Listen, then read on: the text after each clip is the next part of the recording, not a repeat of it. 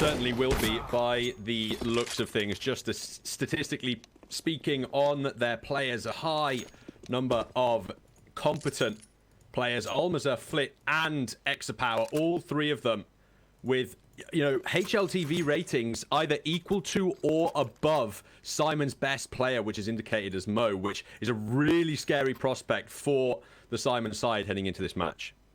Well, not too far from at least the start of this one. It's going to be a good match. It's a good chance, really, for Simon to really prove to FORZE why the CIS top spot could be open, if anything. It's been that region of late where so many teams have now got the chance to really put Na'Vi to really be fighting for that best CIS team out there. And FORZE might, for now, be favoured. Z-Power, for now, isn't going to be too hungry for anything as FORZE start defensively on C-Team. Four-man stack in towards the B-bomb site is a huge gamble for FORZE. They've clearly expected that early rush to come out from Simon, but it's not what they're going for at all. And Exapower now in trouble, has to retreat towards long. He actually gets 2 fadeaway headshots on 4 HP. That is absolutely insane. Kios takes him down in the end, but that's brought time for the rotations back up towards this A site. That's a nightmarish start for Simon. Simon haven't been in a rush to even attack towards the site either. Almazar is just hoping he can connect some bullets at this point, but Norbert's playing it safe. Just wants the CT player to overextend, and FaceCrack does in fact. So the bomb, even denied, is FORZE's next massive opportunity to now try and take advantage of. The kills try and come back in, flipped, and Almazar clean up. Good one, and you can't help but feel that was all because of Z-Power's initial kills he got early on. That was such a high impact play from him, especially when you consider that he's just supposed to go down in that position. He's the only one up towards A. He's got his back turned. There are 4 players running at him. He has no right to get any kills. And if he doesn't get any kills in that position, it's the free A bomb site. Simon have to charge back up, but there's no way they're going to get to the site before that T side has already arrived and planted. The FORZE rotations just aren't going to be there. The fact that he gets those 2 kills, it slows the T's down. It buys a lot of breathing room as well, and gives FORZE the man advantage on the retake. So much critical impact from him.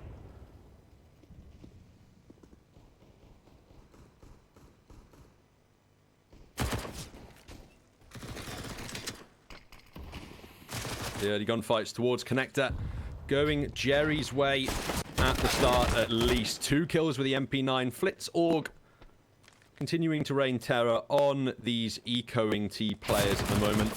Doesn't look like the Glocks are going to be able to accomplish much. Mo will get one towards the end of the round, but it's just one weapon to be taken away from the CTs as we head over into the first full buy of the match. I was amazed how quick Flit got the AUG out, but for Simon, you're right, now have the chance to really put some pressure on with the AKs going forward.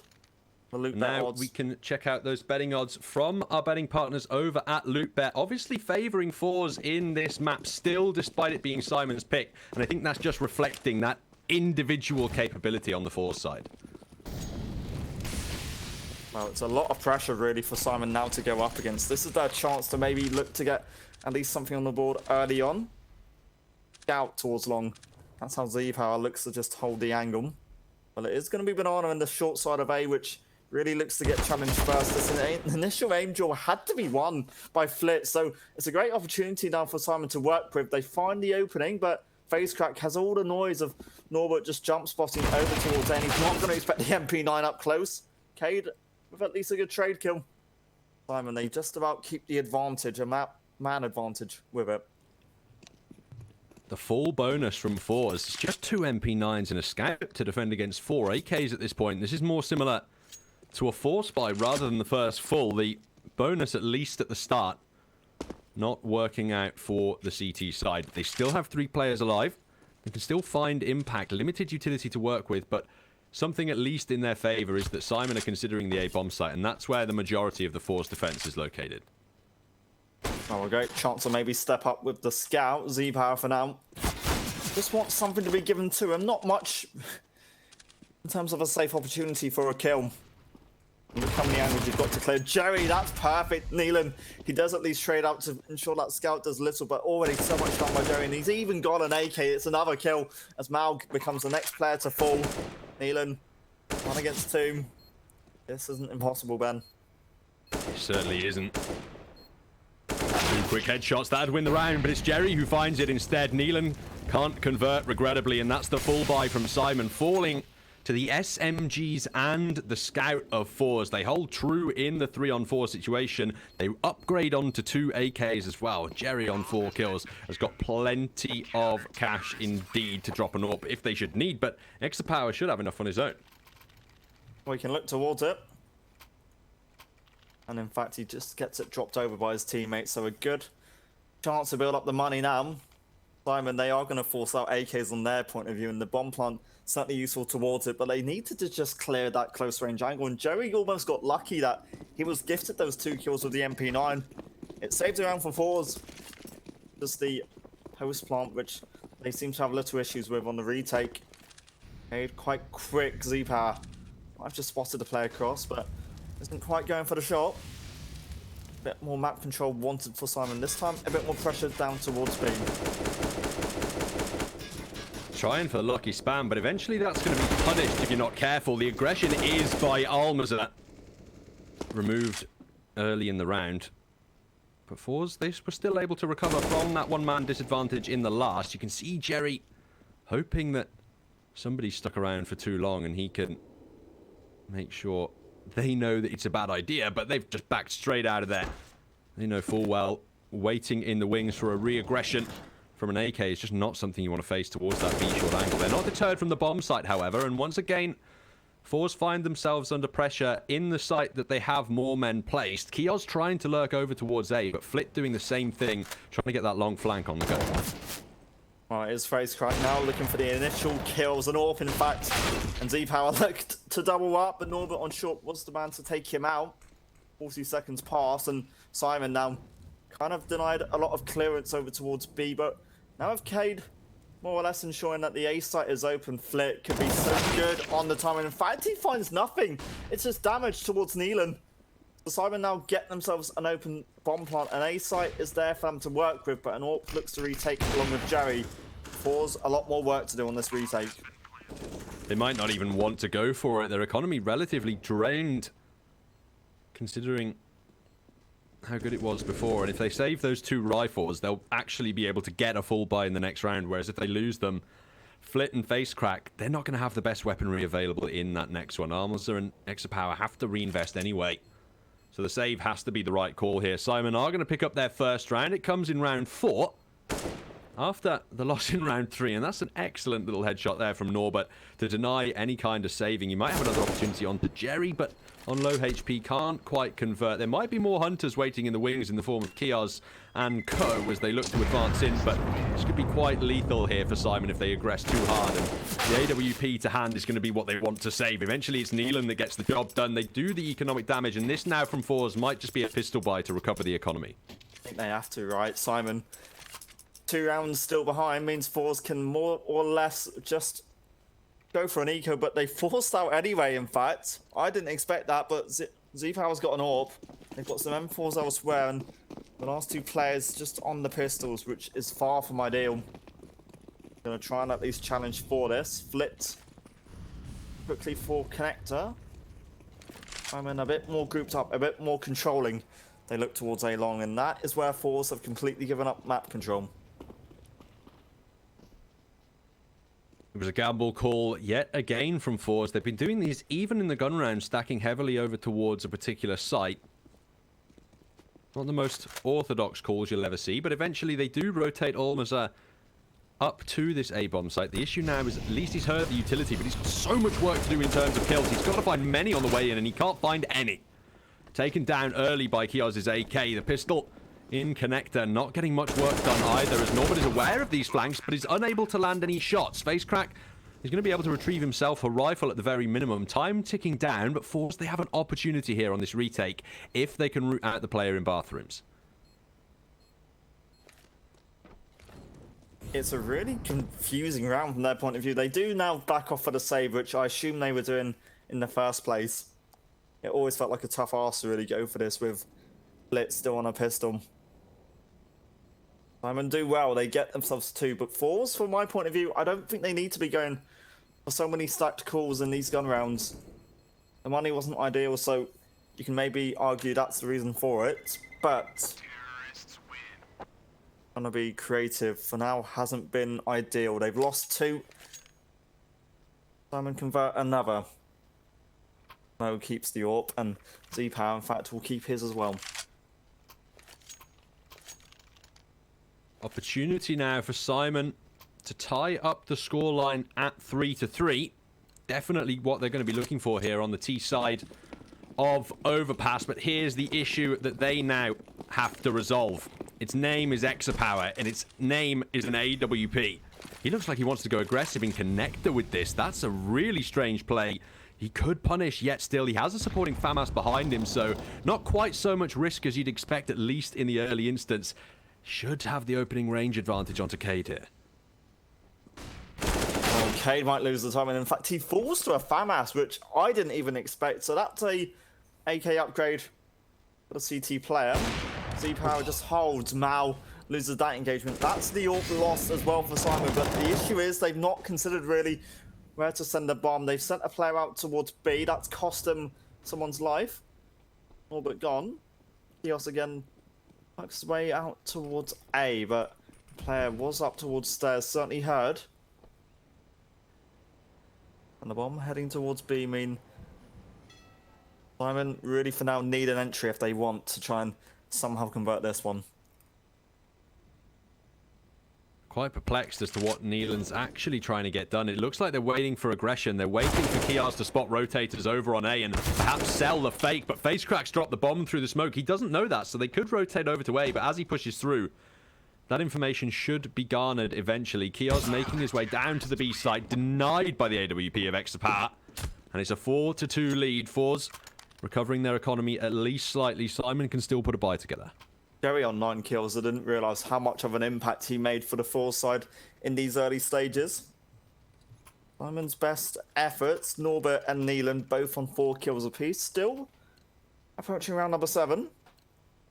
Simon, lots of time still to work with, and they've still got money, so they just about get a full buy of rifles to their name. The odd Galil available to Cade.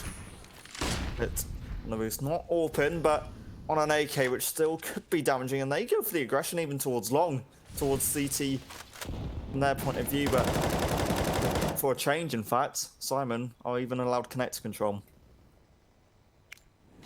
Good utility usage from them. They deploy the smoke to try and counter the AWPer that they know was waiting around on those stairs in the last round.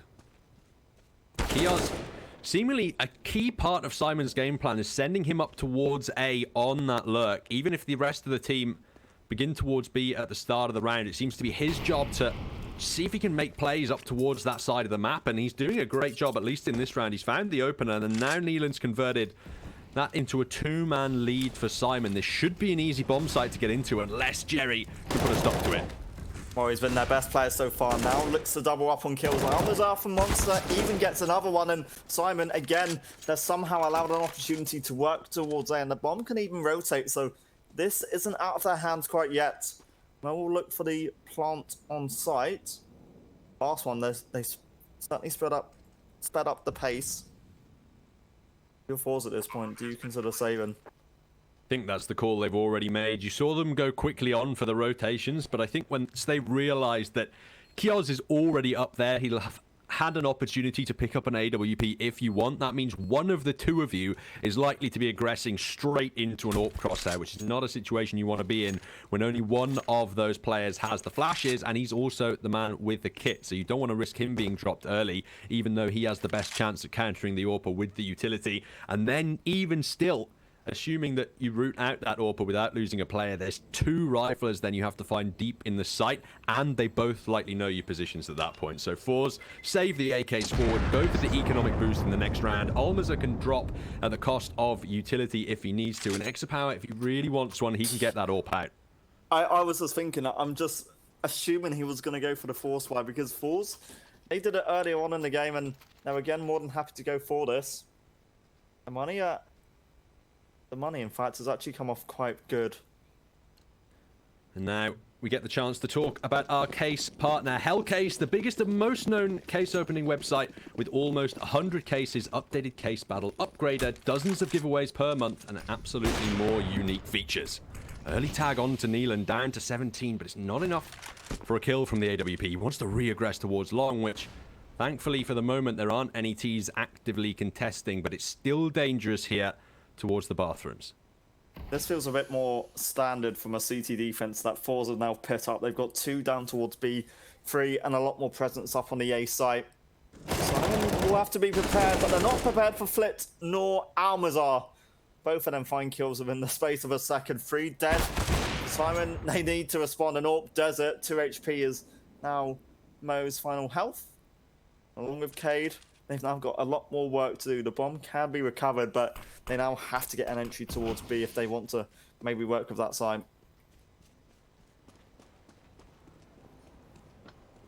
With the 2-on-4, Mo's rotating over towards B. There's 50 seconds left on the clock, so I don't really think they want to consider saving with this much time left over. There's just so much of an opportunity for FORZE to aggress and hunt you down at that point. They push straight in. The flash is good, and Cade gets the first kill. Facecrack trying to surf up with the MP9. He can't get anything done, but Almazar can. And now Mo on that 2 HP is the only player who has any chance of making a difference in this round. He needs to land 2 perfect shots, and there's players in front and behind him. I don't expect that. I didn't think Mo was going to be coming off better in any scenario, given he was on 2 HP.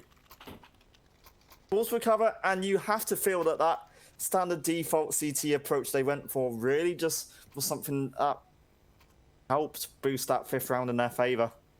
SYMAN now, they won't have a chance for a full buy in this one. They could force this to force pressure onto FORZE's economy, but you wouldn't expect it. Give SYMAN a good chance to really sit down, calm things down. You've had some time to work out this CT approach. Now, see what you can do with it. Got to have a discussion about that economy as well. Mo might be thinking about a buy, but what can Kiels and Cade really put together? Pistols and armor in the best scenario, so perhaps it's time to take an equalizer for SYMAN. Try and match the economy up on all of their players, consolidate it and move forward for the full buy in the next. The economy for FORZE still isn't that great, realistically speaking, despite them having the advantage in the half. Their money is even more drained than SYMAN's at this point. These pistols on the hard eco wouldn't do too much, but if they were upgraded perhaps with a bit of body armor, you know, for the slight force in this round, SYMAN could have done some serious economic damage. Obviously trying to give themselves as much money as possible going into the follow-up. There was a Deagle over towards B. Norbert also has one. Now they try for at least this little boost. The AWP spots one. Let's see if a couple of shots given away of Mo's position. There's your shot over towards B. There's an opening which you could work with. Now only one player left on B. Flitz does damage, and along with Z-Power, they seem to have little issues really holding off what is a SYMAN Ecom. Deagle does yet more work in B. Finds another headshot. Norbert now has an AK in his hand. No body armor. That means he can't take any damage whatsoever if he wants to still be able to aim, and that M4 just takes him out of the round. Cade can upgrade onto a Deag, but on 7 HP, he'll have to recover that bomb and try and make some moves. There's already aggression heading his way in the form of X-Paz AWP, and now it's spotted his position. It will retreat to the safer angle. They are likely to hunt this Deag down, but they don't have to. It walks straight into the crosshairs of the sniper. FORZE with a 3-round advantage now, and they really want to be preserving their economy here because it still hangs in the balance a little if they lose. That's the credit that you have to give towards SYMAN, because they've been finding kills, occasional kills all across the rounds and maps. Then it has shown that FORZE haven't been in the perfect economic position. As you said, they've all got weapons this round, luckily. It is starting to get there, but they've now got to build it up. For SYMAN, the same applies to them also. Find an entry, look for something fast. Jerry, in fact, with the aggression, could so catch off this player in Playground. In fact, Chaos beats him to it. So SYMAN again get a quick advantage. The smoke connector again works out, but it's trades galore with SYMAN now gaining an advantage towards B. Kios has looked so great over towards the A side of the map, getting those entries, being a huge nuisance at the beginning of these rounds, and a lot of times getting so much map control on his own, having him lurk up there, it has the advantage of gaining those safety pockets, right? Theoretically, as soon as he gets that kill and aggresses up long, he can create a nice pocket, but the frags on the way in are not landing for Simon. Norbert gets one, but Almaza stands true. The AWP has to remove him, and Flit now, he's got it all on his shoulders. Kios, the man we were praising, is the last man in, and Flit, I don't know if he spotted his head there. He should have the information on the position and misses the opening headshots. Kios, he's not going to let you make those kinds of mistakes. It's a round for Simon. What a shot back from his point of view. You thought Almanzar did more than enough to maybe help FORZE to convert a 7th, but it wasn't to be. A good individual effort, but his side lose the 4th round.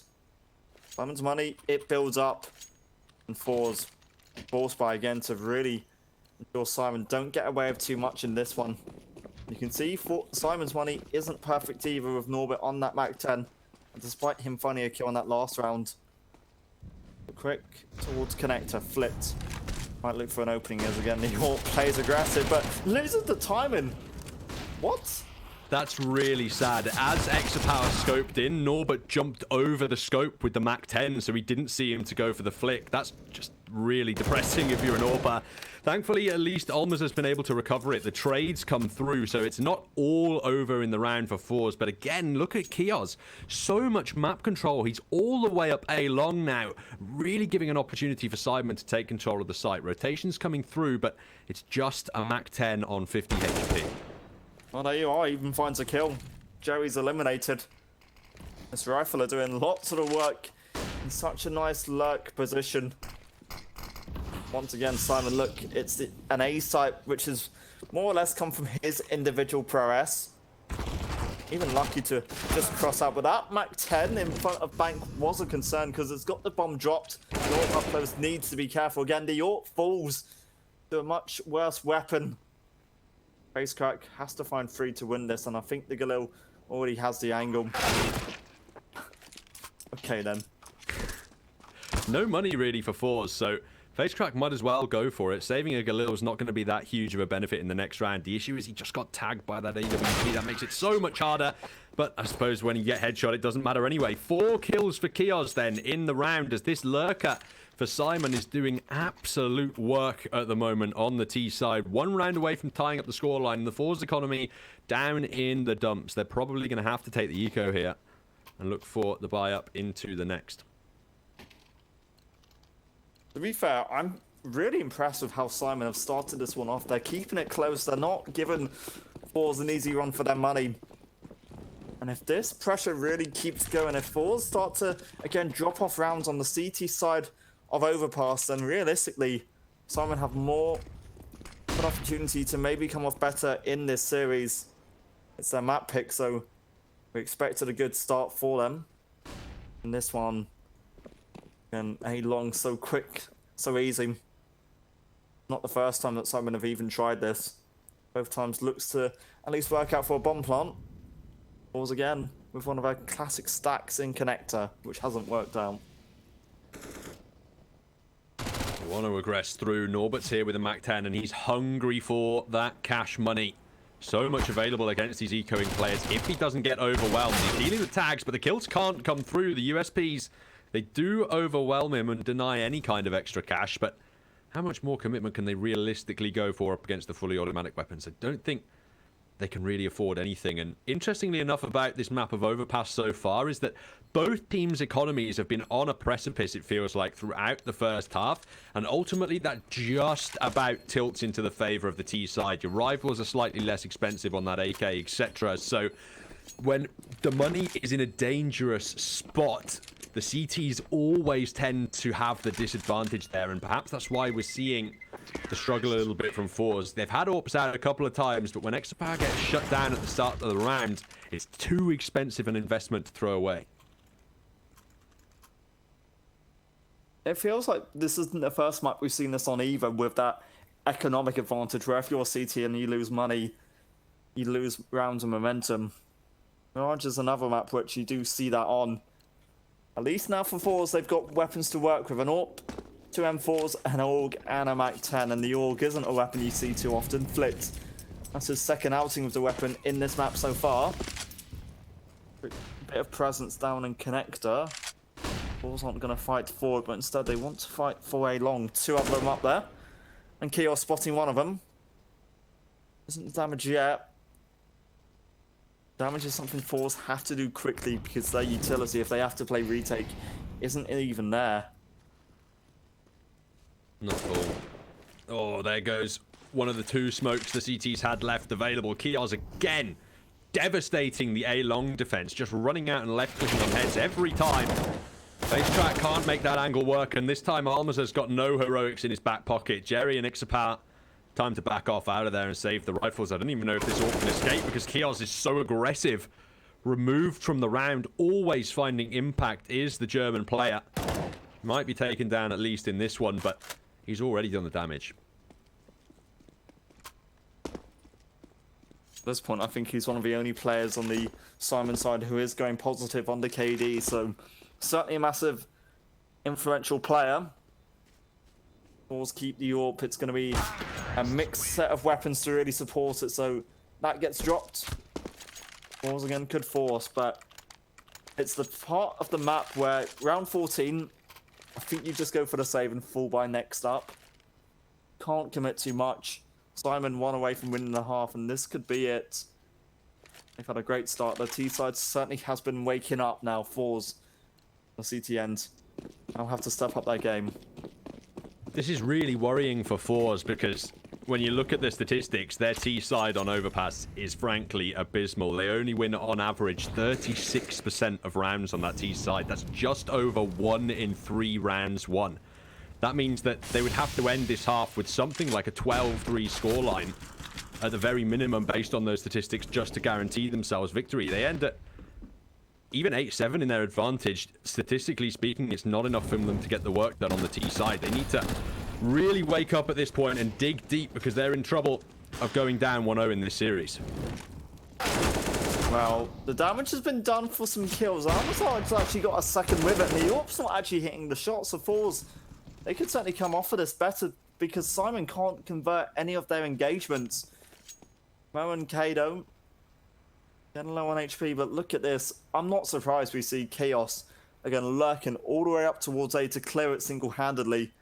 There is a 5-7 below him to really look to take out.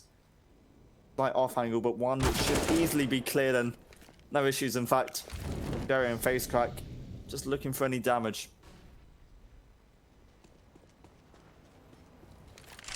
The pistols can root any more of those rifles away, that's great, but realistically, they need to save them forward as well if they can. It's the recovery that's going to be valuable for Forze because SYMAN's economy is shaping up now towards the end of this half. We're about to head into that last round of the half, and Jerry has at least found an AK to work with. That'll lend more utility towards this CT side in the next one, but either way, it's going to come down to initiative from Forze on that T side. The initiative from SYMAN, it's really all in the hands of Kios. They send him up towards A on the lurk seemingly every time, and he's just able to dominate. And if Forze don't have something like that in their back pocket, if they don't have a special strategy to bring here to Overpass, then I fear SYMAN may just be able to turn this into a dominant CT effort once the sides switch. That almost feels like a weakness in the Forze defense point of view. They always give Chaos that chance to push up A long really uncontested. They go for sometimes a quick bit of control towards A long, but then they'll back away from it, and then they'll put a lot more focus towards B. SYMAN, enormous credit again. The idea that they're faking and they're hunting for kills just works out a bit more impactfully. Forze, the best they can now look for would be a 7-8 half. Wouldn't be too bad given the run of form they've been in the past couple, but SYMAN, they've certainly put Forze under the pressure. Quick and hungry. Mo wants the initial one, flash off the angle for now. Forze play it safe. So quickly, Norbert is the first player out towards B. A much more flatline defense here from Forze. You can see it. All of them holding true virtually in a straight line across that Overpass map. Eventually, Flit has to concede a small amount of bathrooms control, and that Molotov might make Exapower back off just a little bit more to deeper within the A-bomb site. He scoped in, that's been heard by Kios, and he's punished the AWPer. Suspects there could be a player close as well, but turns around at the wrong moment. And Flit is able to bring it back into the 4-on-4. He picks up that AWP, but Mo's waiting here to engage that one-on-one gunfight. He decides not to walk straight into the crosshair. Instead, deploy the smoke and reunite with his team, who with just 45 seconds left are going to have to commit to an execution soon, and it looks like they want to do it over on that B side. Yeah, you wonder now if Simon can actually respond, because their impact player, their carrier, Kios, got deleted quite early on, and now there's a bit more pressure really on these 4 players who now have to step up, do so much more work. An early flash in isn't going to flash off face crack, but combined with Almazar, it should have been a good CT defense. Neelan gets both entries. They at least unlock the boost, and they now look for the boost on the CT point of view. The M4 spots it both out. That's the bomb dropped. Now an AWP just has to find Flit, but Flit comes off better. Simon, they lose the engagements. They can't get a bomb plant. Flit is key, given the CTs that 7th round. Ever so risky going for the boost there in the last round of the first half, but it works out. And look at this, it's really been a tale of individuals. Kios for Simon, rocking the show on 16, and Jerry and Flit leading the way at 17 and 12 for FORZE. That is still, unfortunately, not enough for them to come out ahead. And check how our betting partners over at LootBet have changed these odds up now. Simon, the clear favourites here on Overpass, and FORZE really with an outside shot heading into this T side. Yeah, the odds slowly slip towards Simon even more comfortably. They've got to get a great start in these early stages. FORZE, if they get pistol here, that could certainly motivate them going forward, but the historical stats just haven't been there. You said that their T side has been weaker. That opening by Mount is all but key, if anything, over towards B, because they've now cleared Monster, and now they can just quickly look towards this A defense. Neelan might be the first point of contact. Stays quiet and misses shots. This is, oh dear, let's forget about that one. 4-on-4 situation in the A bomb site now, as Simon have to look for the retake. There's a long flank coming from A long. It's Kios, the master of the position, dominating these kinds of angles over on the T side. So theoretically, should be able to have impact on the CT. Spots one out, but it's FaceCrack who gets the second kill with the Glock. And oh, it's more with USPS shots. Eventually, they do land to the head. It's still a 3-on-3 with Exapower on just 2. But time ticking away means Simon has to get aggressive. They find Exapower, but Jerry and Almazar reply in kind. And with 2 big Glock kills at the end of the round, FORZE pick up an all-important pistol. Well, it was a great recovery after losing that initial engagement down towards B. It wasn't fake. Simon quickly had the info that FORZE were more or less prepared to set up an A execution, and it's the after kills that are so valuable and deadly. 2 of the key players also turning up, Flit and Almazar. Jerry also up to 19 now as the second half really gets into play. Simon have forced a scout pistols among quite a few players. They had to now go for a stack towards B. That would have been perfect, but the FORZE will only have to find maybe 3 of them. You're just pushing for a Molotov, but that could be good enough to get something FaceCrack. The strategy is speed here for FORZE, but it's denied by the Deagles in the B bomb site. Neelan recovers the Mac-10, but has less success with it than he did with his pistol, and now it's brought back into the 3-on-3 by Xpar. Kios, he's still alive in the B site, he's still dancing around the smoke, and he's still getting Deagle headshots. Eventually, he looks to be put down by Flit, but it's a 2-on-2 with Norbert on the fast flank, looking for more damage. The Spam trying to find the kill, but can't convert in the end, and Mo, with 2 low HP players, this scout might as well be an AWP. Has to guess the angles right, switches to the USP, misses the first shot, spots Jerry on his right, but can't convert that kill. FORZE narrowly pick up a 9th round there. Only just, but for Simon, that's again another round where they get the entry and the initial kill, but they just don't convert the round off of it. FORZE, they get an entry and then they get quick trade kills to give them an advantage, and that's something that Simon need to be careful of. They can't be giving up kills too easily. If they lose 2 players too fast, then what chance do they have maybe holding on to any of the bomb sites in general? 2 AKs out, 3 SMGs in the mix-up. Simon forcing up some better pistols just in the hopes of some economic damage. It didn't quite spot out Kios. Now looks for it, but for now not been given too much info. Not quite a sound cue given up either.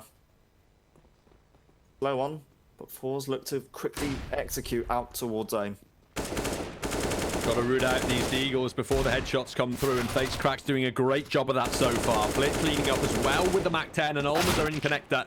Almost could have made it a clean round there for FORZE, but it is Norbert's Deagle that finds the only kill for SYMAN in the round. FORZE now on double digits, but this is where the real challenge starts. The good things for them are their economic bonus and the momentum they have on side. The bad thing for them is their statistical history on the T side of this map, and the fact that their opponents now will have a full buy together. FORZE, in this round, I feel as though we're going to see just how effective they can be on this T side. If they get trampled straight out of this one, it doesn't bode well for the rest of this map.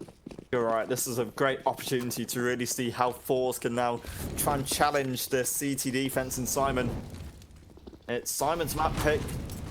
For now, a slow start to the second half. Just has to be recovered again. Speed. 4 number MAC-10s on the side. FaceCrack already tagged down low, and Kios was the man to at least find the advantage in the damage. Norbert and Connector looks for something. They could do enough damage, and it certainly sets up the kill. FORZE lose 2 without any response. It's an all-important round up against the first full buy from SYMAN in the map. And the call from FORZE is to MAC-10 rush B. Not the best tactical decision in this round. It's cost them nearly all of their players so far. Exapower would need a 1v4 to win this round. Flit and Jerry and Exapower, their money is there to justify the buy in the next, but if SYMAN survive this with 4 players alive, they've been granted some economic sustainability that it's going to be a blessing towards their CT side here on Overpass, and something they shouldn't really have been afforded. Well, I fully agree. I'm still shocked that a MAC-10 just kind of rushed out towards Beam. Thought it was a good idea. No smokes to flush away the Molotov, so there's bound to be an easy death. And SYMAN, they take advantage in the opening gun round. Jerry, 21 kills. Currently leading the charge from his team's point of view. Kios 20 kills. Oh. And M4s and AKs really for the SYMAN squad.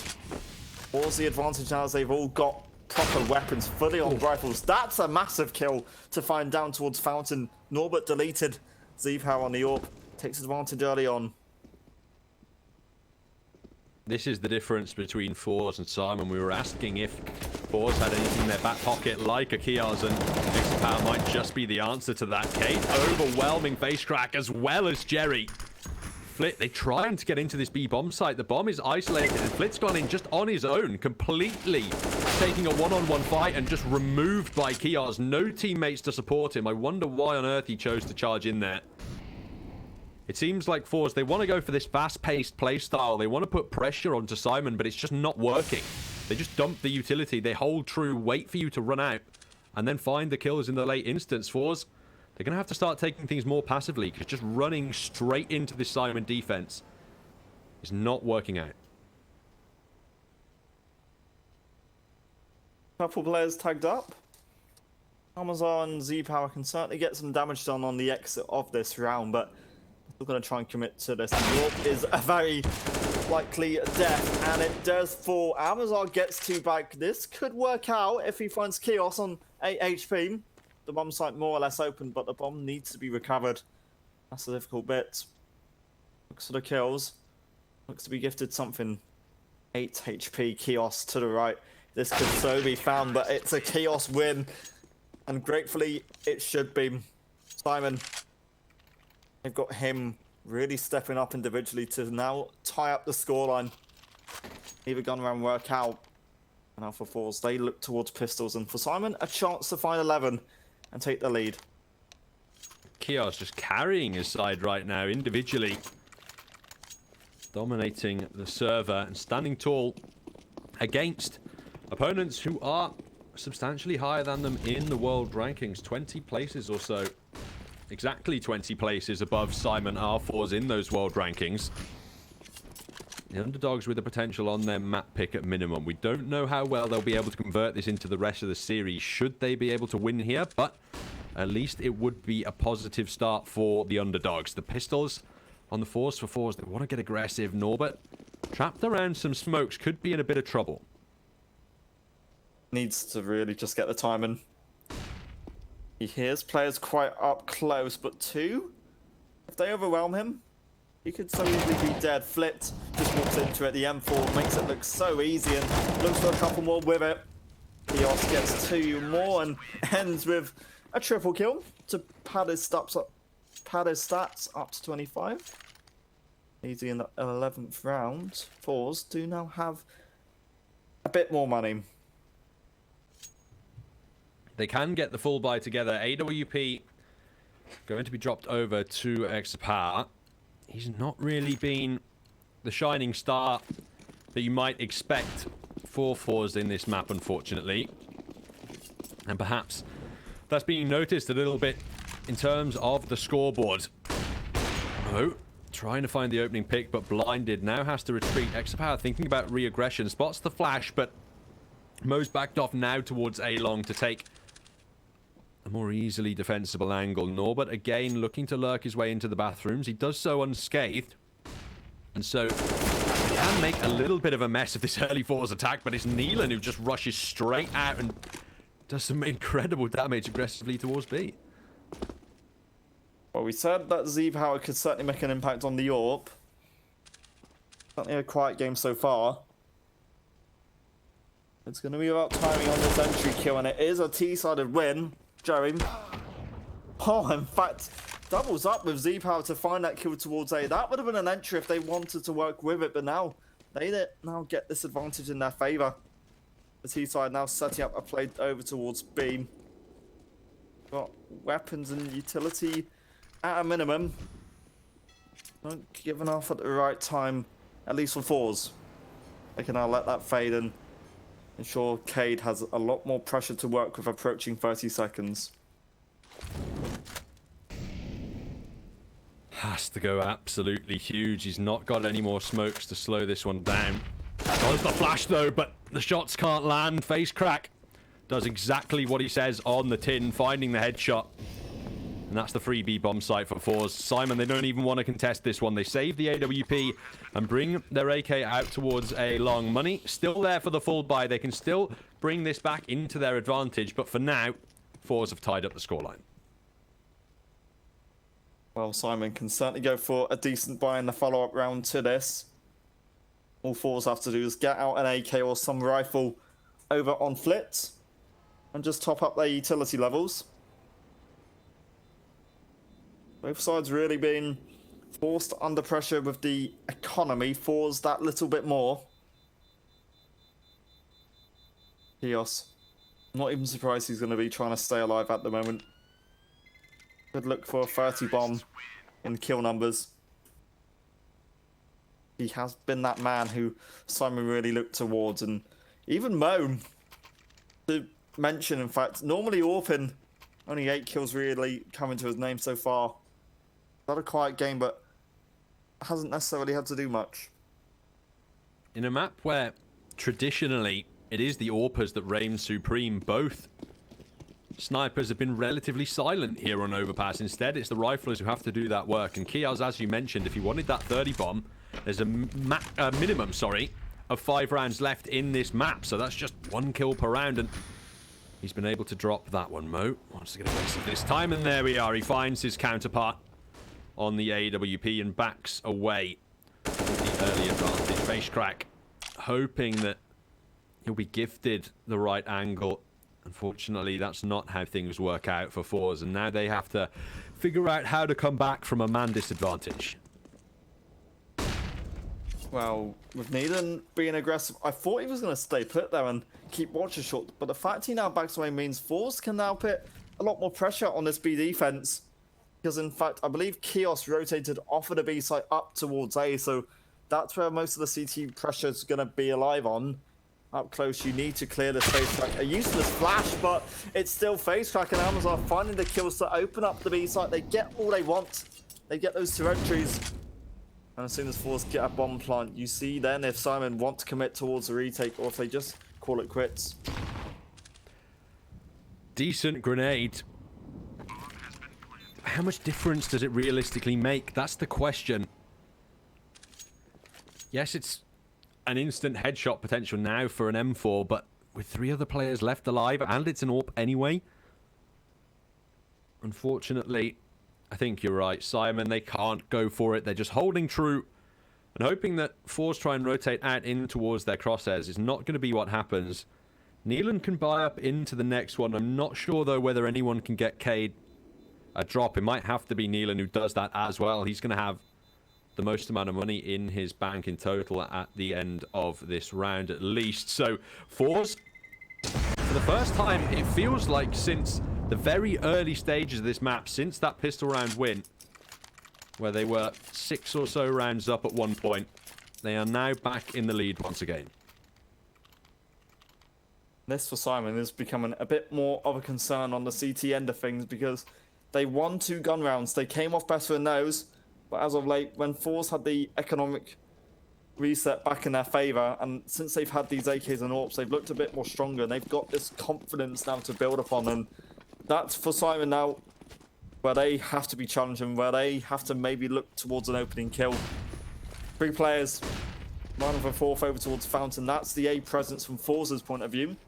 So quickly again, Almazar looks to really take advantage of a side of a map which they lost when they were playing defensive. They're looking a bit more hungry over towards the A site. 1 player up close is going to be Norbert, looking for some impact.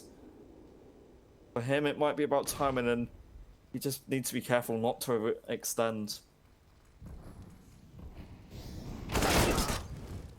He readjusts perfectly off the face crack, deals with that, but almost has found a way into A, perhaps. Mo looking to deny it, and Neelan from Connect, they're getting aggressive, can't find Flit. Jerry's found another kill, and that swings the man advantage actually into the T-side's favour. The AWP's still alive on the A-bomb site, but there still has to be Exapower rotating, or Flit rather, rotating all the way in from long. Bomb going down now in A. Flank on the way from the bathrooms as well, but this 3-man defense predicts it, but it whiffs the shot. Exapower has to leave it on to the AKs now to do all of the work here. Mo's AWP hunting around, not scoping in until it's confident of the angles, but Jerry's taken it down. Cade knows there's 1 to long, has no idea where the second is. Well, there you are for FORZE. A great way to win it. 13 to 11. Simon, they lose that vital gun round, and if they force this out, they really could apply a shock to FORZE, and I think that's what they want to just now have a little moment to think about. They could force this out. I don't think there'd be a reason for them not to force it. If they lose, wouldn't be ideal. It's a scary option. I feel the safe thing would be just to go for the save call. But if they come out from the round timer with weapons, I'm not going to be surprised. They have gone for it. I was considering maybe just a little bit of a pistol armor by there to try and preserve the economy on a few of the players for that fall buy, but they really want to deny FORZE 14 rounds, it looks like. They don't want to give them an opportunity to make their way in, and it's a really interesting buy. They drop Mo down onto virtually nothing. The rest of the players on that CT side, outside of Norbert on the AWP, just have pistols, but they're on just under 2k, so they should be able to buy up, other than Mo. It's a very weird call going for the hero AWP, but it's found the opening shot, and he can give that straight back to Mo now. Primary AWPer for the side had just dropped it over because Norbert spawned, obviously better for that frag. Alright, do FORZE now respond, because that's what they'll be looking to do. Simon, they could build confidence if they strike down a couple of AKs. That in itself would be pretty big, and while the flash does go in, it isn't quite helpful to allow Simon any kills, and up close this aggressive Cade is going to fall. The AWP does nothing, and all of a sudden this force buy looks so unnecessary, unwanted from Simon's point of view. They all find the kills, at least FORZE get them all converted. At least Norbert, who found that initial kill, left to make an impact. And again, it's another round for Simon where they get the initial angel, but they just don't come off better in the round results. This AK is a huge find for Norbert. Mo can't afford to buy up into the next round, so saving this AK is the difference between 4 rifles and 5. Simon, 14 to 11 down they'll be on their map pick, which was certainly perhaps not something we'd expected in that second half. They definitely put in the work on the T side, and then switching over to the beginning of the CT side as well. They started to get the gun rounds out after losing that pistol. They were looking strong in those as well, but eventually FORZE, they've started to really show up. They've started to warm up, it feels like. And an AWP even recovered from Norbert. That's a brilliant save. No scope onto the last hunter means that Mo gets a free AWP. There was no other chance for SYMAN to get an AWP in this round unless Norbert recovered it. Kios, though, well, clearly my maths was incorrect. They've gone for the double AWP setup in this round. That could be the only thing, perhaps, SYMAN have to save them. FORZE don't even want to get an AWP out. Z-Power had the money to at least go for this, but he didn't want to go for it. They go for what I believe is going to be a fast play towards B, or that's how they started it off as. They go back to this change of pace, which cost them quite a few early rounds, at least at the start of the half. Norbert has already cleared out B, so a lot more pressure can start to go defensively onto the site of B. Norbert isn't going to get anything quite yet. Ability is lacking. Almazado is being so careful, and the AWP isn't going to get affected yet. Why has Almaza got a Mac 10 in this round? Look at the money on the rest of his team. Yeah. Why has nobody dropped him a rifle? Still somehow he's been able to find a kill with it. It's excellent work for the moment. Norbert, he's still lurking around. He wants to do damage. He's not revealed himself just yet. They haven't spotted him. Exapower eventually does, but he can't deny Norbert putting his team to the grave. 3 huge M4s. They find the big headshots. And what we thought it might be the double AWPs that secured that round, it's all Norbert. Quad kill on his angle. Almaza now to try and reply. He's had 2 with the Mac 10, but my word, Norbert has bailed SYMAN out of this one. Oh, the AWP. A wonderful player just to close out the round, because why not? He has been the better player. Norbert specifically certainly boosted his stats with all these kills here. They shouldn't have been going for the one-on-one Angels. That's FORZE's first mistake there. The second issue was why there was only a Mac 10 on that one pushing player. Was it FaceCrack or Jerry? Almaza, I think, was the one who had it in his hand, but yeah, just really perplexing as to why they don't drop there. I don't know whether they guessed the economic situation wrong. Maybe because Keo saved the AWP, they thought it might be a pistol buy around that hero AWP, but either way, it was the wrong call. Mo punished, but FaceCrack replying onto Cade. Still 2 snipers up for SYMAN, but at least it's the 4-on-4 situation. FORZE to work with. Neelan holding for some B aggression at the moment.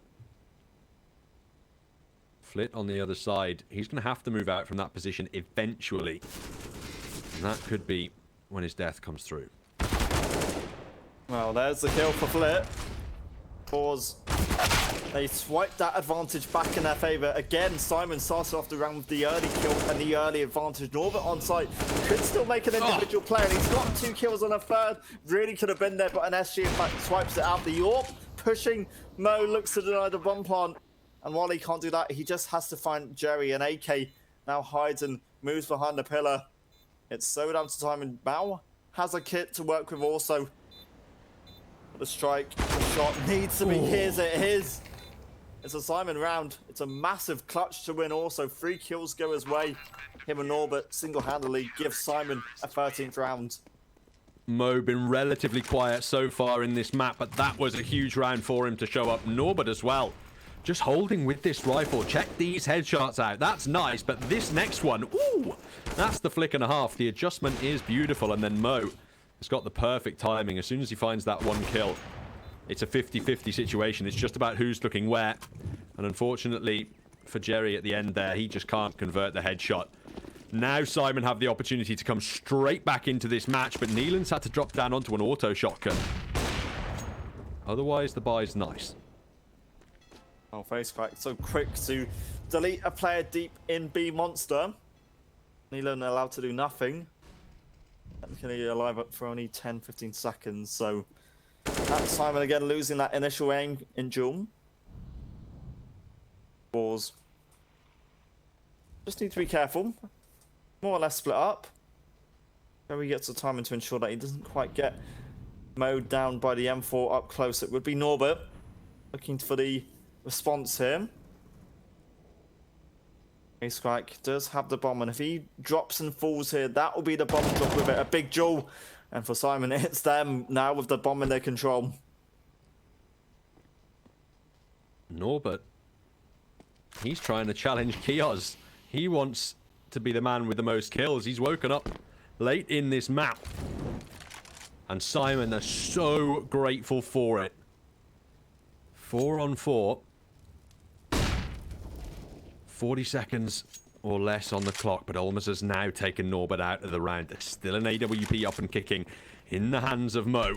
And it's rotating over towards that B bomb site. Thankfully, this time for FORZE, they've got their own lurker over on A in the form of Jerry, who might just be able to get a free kill here, but he whiffs it completely. Mo 180s with the AWP, secures the 3-on-3, and now he's going to be under a little bit more pressure. FORZE thought they might have had a free site there. Flick gets one, but Cade replies. It's the 2-on-2, and the bomb planted on the A site. Retake now for SYMAN. Such a big retake also. If SYMAN can somehow win this, FORZE will have very little money to work with in the following round. So about the engagements, it's about the push, and you don't need to push that Z-Power. Mao can come off better in that encounter. Almazar now has to find both of them. The AWP towards bank, backs away towards stairs. First flash in, not too impactful on towards this Russian player. The AK's there, just has to find one more. Cade be a saviour. Oh. This time he loses. Almazar wins the clutch. FORZE get 15 first, and SYMAN on their map pick. They might be looking at heading home. Almazar, the guardian angel, defending the bomb down to the very last breath. That second kill, so important. That really takes the wind out of the sails of this SYMAN comeback and this timeout to boot. That's going to make them sweat. That's right, FORZE are saying. We've got 15 now. You've got no money. Just sit there and sweat on that for a second. This is your map pick, by the way.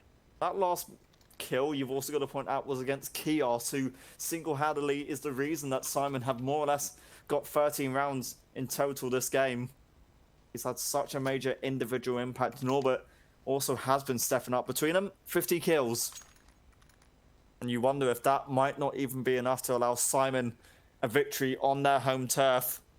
They forced out, they've got a collection of pistols with the MP9 and FAMAS to work with, and that's not a buy you want to now start to take down AKs and an AWP. Z-Power and FaceCrack, very limited utility from their point of view. A stack up and a nice boost for the FAMAS, but no one for now looking to push short. It's going to be a monster stack, and it's going to be Cade looking to hold on to this. Close angle doesn't yield any kills. 4 now to find for FORZE to secure map 1. Neelan close to pillar with the deagle in hand. It's Norbert's deagle who's found the first kill. Jerry will get one back, but Norbert wants to recover a rifle. FAMAS now in his hands. That gives him substantially more firepower to work with, but he's been removed by the pushing short player. Neelan's still here with his deagle. Turns around for a second huge kill. 2 more players to find to save his team, and he can't quite get it done. In the end, it is FORZE who come out on top ever so narrowly, but 16-13 is the score, and SYMAN's map pick falling by the wayside. You have to feel for Norbert and Kios. They've made such big and influential and impactful plays individually, and you thought that was going to be enough. They had a great end to their T side, and while the CT end didn't quite live up to what they offered on the T side of things, FORZE was certainly under pressure, and to almost have gone to all 30 rounds certainly shows that SYMAN have a good chance really pushing on in this series, and I'm really looking forward to seeing what we get in map 2. We'll have to see whether or not SYMAN can recover on FORZE map pick of Inferno. Brought to you next, right after this commercial break.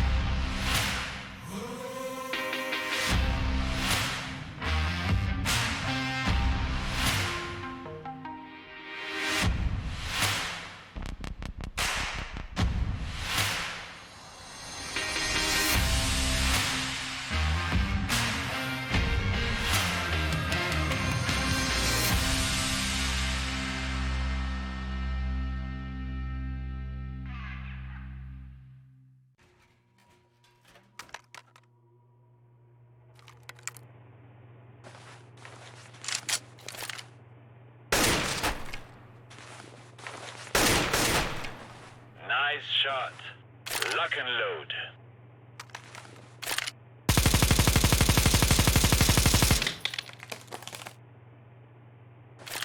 Wow, very good. Let me show you how it is done.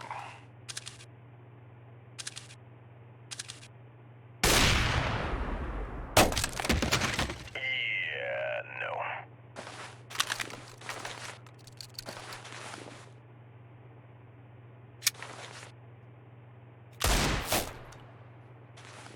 Woo, damn! That was one of the best tickle fights I've been to.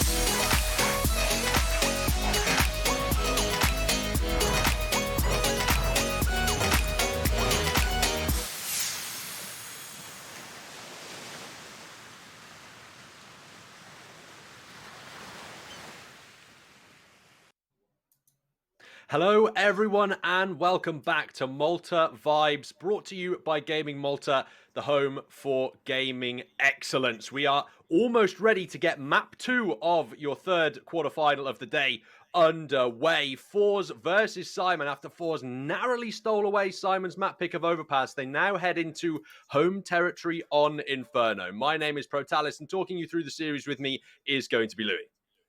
Hello, I'm looking really forward just to see if we can get some sort of response by SYMAN because they kept that so close. FORZE were a team favoured by many to come into this and come off winners. And now FORZE have a great chance to really come off and maybe secure the Series 2-0. They're on home turf of Inferno. It's a map which we've seen SYMAN play a few times, but it's not one of our preferred maps, you could say.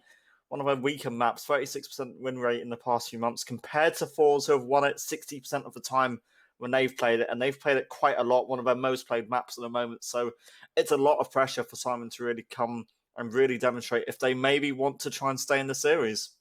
Certainly as well, and FORZE, a slightly unorthodox Inferno side. They actually have much more success on their T side of the map traditionally than on that CT side, and we can see the head-to-head here between the two main players for either side, Jerry versus Kios. While Norbert turned up late towards the end of Overpass, it really was Kios at the start, just lurking up towards A, doing that damage, and it really was those rifle headshots from him that was recovering everything, finding those entries.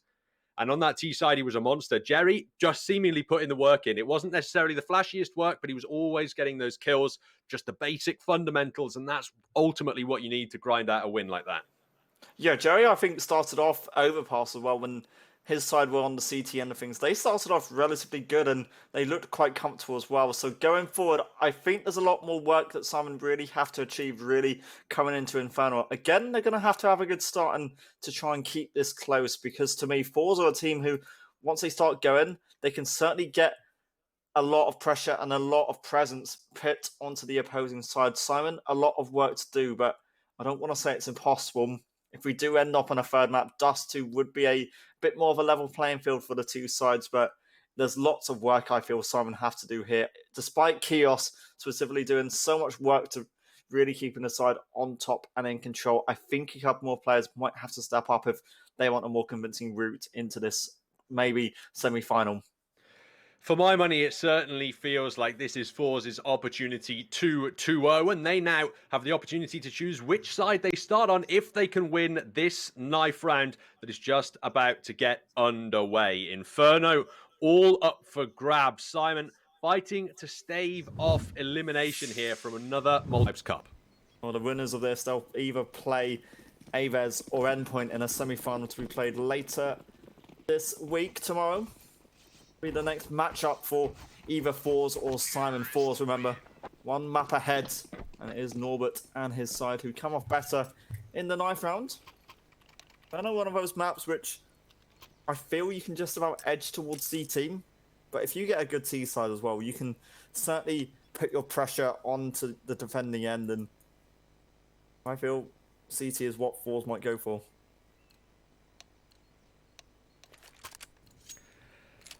It'll be an interesting call, realistically speaking. They might decide to start with the initiative on that T side, considering that they tend to have more luck with it as an individual team. Yes, obviously the maps have biases themselves, and yes, you're absolutely right. Inferno as a map is inherently CT biased, but sometimes teams can just try and throw those biases on their heads, and FORZE seemingly much more comfortable on the attacking side of things. That's where they're going to be starting up against the SYMAN defense here.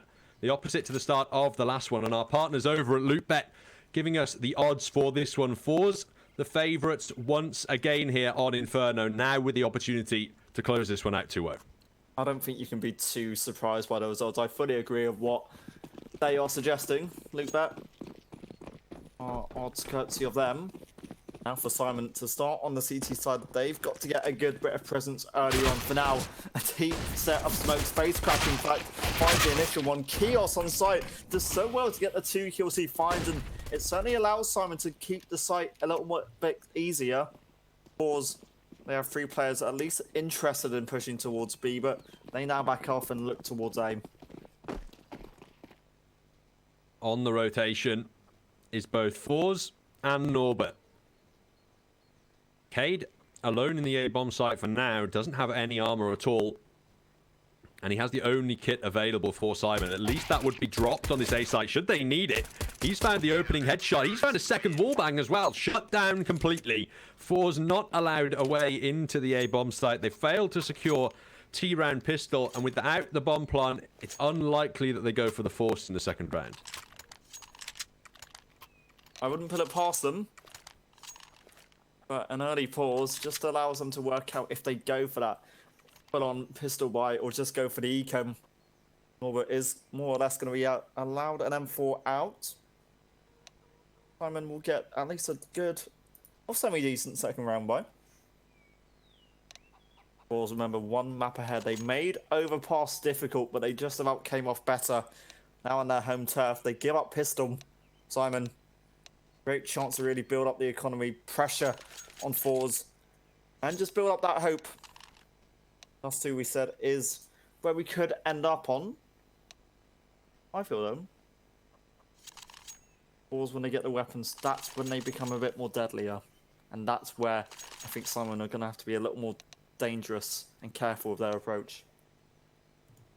I think you're absolutely right there. Simon, obviously, with the economic advantage heading forward into the force buy. It's going to be definitely their round to win at this point. They want the MP9s for the bonus cash. They want as many players alive as possible to flush out that economy. They need every advantage they can get here on Inferno. Traditionally speaking, they've not had the best luck on this map, and FORZE obviously picking it in as not just one of their strongest maps in terms of win rate, but also in terms of how often they play it. Over 30 times, 35 in fact, in the last 3 months for them on Inferno. So they're plenty practice here on this map, and they are actually going to go for the force in this second. They can just about scrape it together, and they want to put Simon on the back foot immediately. I will also point out how historically in this FORZE lineup, they have seemed to have been a little more comfortable really playing on the T side. 57% of the rounds are won when they're on the T side. As you'd expect, 71% of the time they end up winning after finding the initial entry kill. So a force out from the T side. And it is K to take that initial bit of damage as he backs out of apartments, and Norbert goes for the early peek. A couple players are there in middle really looking for some early information. Jerry does get a lucky one tap. That would be a bonus, but for now, Mo backs off. Simon, play it safe.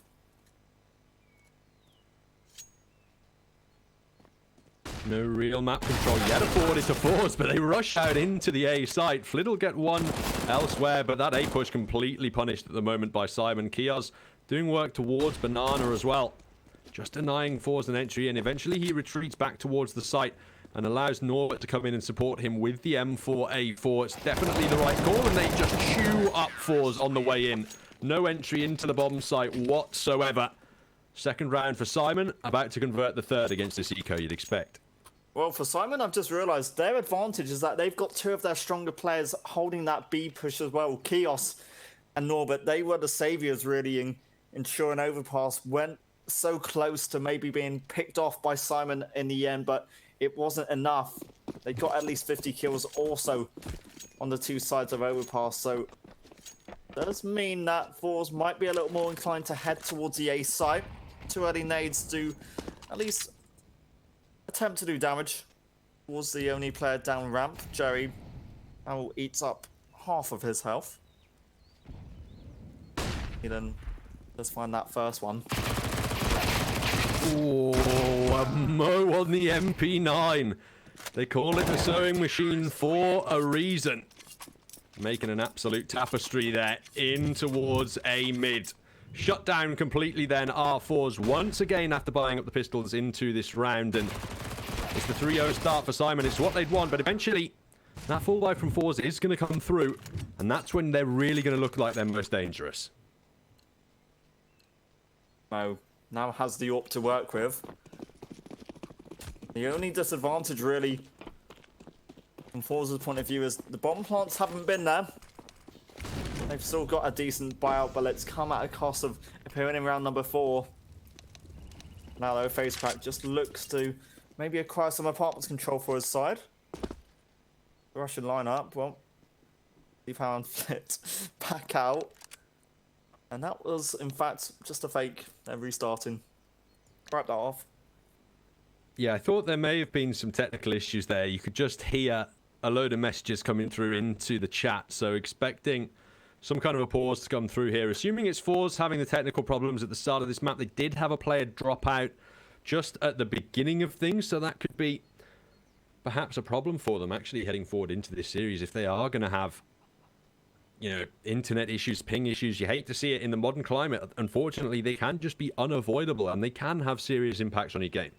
Welcome to playing online CS in 2020, where ping isn't perfect. Someone might get affected. Will be reset. FORZE will have maybe another chance just to work out what they do.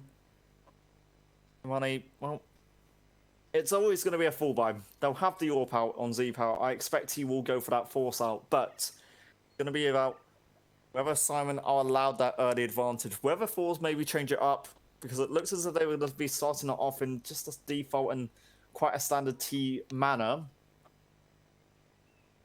Point out limited kills. The same fact applies. They've yet to find a bomb plant, which is why these weapons came out rather late. And for SYMAN, we can't help but say, for them it's been a positive start so far. They've not really had too many issues. It's looked relatively good from their point of view. It might actually be the technical problems on SYMAN's side, as Cade, he's the one who drops out of the server instead. We wait for those issues to be resolved. As you mentioned, the full buy is going to come through from FORZE in the next. Now, what do they do with it tactically is the real question.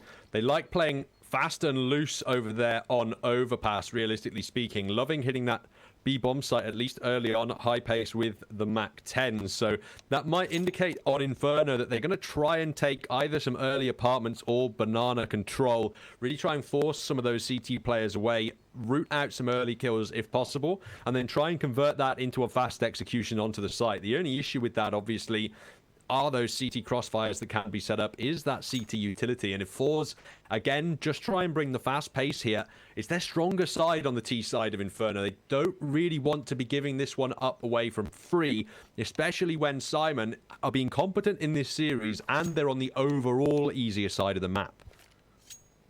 I hate to break it to you, we've actually lost 2 players at the moment for SYMAN. Oof. So a couple of tech issues, which we hope to resolve very shortly. You honestly hope that this doesn't affect SYMAN in any stage, mentally or throughout this game. It definitely shouldn't, but that's not something they can really give as an excuse afterwards if they do drop out first, because when we go back towards Overpass, they certainly kept it close. There were certainly issues on their CT side. It wasn't perfect, it wasn't ideal. And one thing I do want to try and keep watch of also is whether SYMAN are again allowed the opportunity to get the entry kill or get the opening kill, but then come off worse in the round. It was always a factor which I noticed so often, which gave FORZE so many chances. If anything, FORZE were good at finding trade kills and then gaining that advantage. If you're SYMAN now, you look to just avoid that. You hope that you can maybe get a 2-man advantage, if anything. That's what SYMAN need, I feel. No issues so far in the opening here, but this is where it's going to come off most vital. You go up against the AKs. Well, a lot of people looking at this tech pause might have one question in their mind. Is this loss? And actually, yes, it is the issue. It is loss. That is the problem that SYMAN are having on the CT side at the moment. A couple of players just struggling with that, trying to reconnect to the server, see if they can resolve their internet problems. And loss, realistically, just one of the worst things that you can actually play with packet loss in Counter-Strike. I don't know if you've ever done it, Louis, but when I was living in Asia, playing with packet loss on American servers, oh my word, just impossible. So obviously going to be justified for SYMAN trying to reconnect back up into this map, and hopefully it doesn't hamper their playstyle too much. It'd be the absolute nightmare scenario if they had to do something like look for a substitute at this late stage in the game, because it felt almost like they were starting to gel there on Overpass, especially with those site defenses in B, towards the later instance, once Norbert started coming online in conjunction with those AWP, it felt like they were starting to get things done there towards the end, and perhaps they still have more to show us in the series. Yeah, don't get me wrong. They've still got a shot of really supplying some hope and supplying lots of chances to maybe take this to a 3-map series. It's a vital one also because the loser of this gets eliminated from this week's event of the Motor Vibes event. Lots of weekly events for teams to participate in. But now, SYMAN, they have been invited. They have been invited to next week's event. Not sure why, but they are some of the teams actually looking to get involved next week. Well, ladies and gentlemen, while we wait for this tech pause to be resolved, we are just going to head to a quick break. Don't go anywhere. We'll be back as soon as it's all over.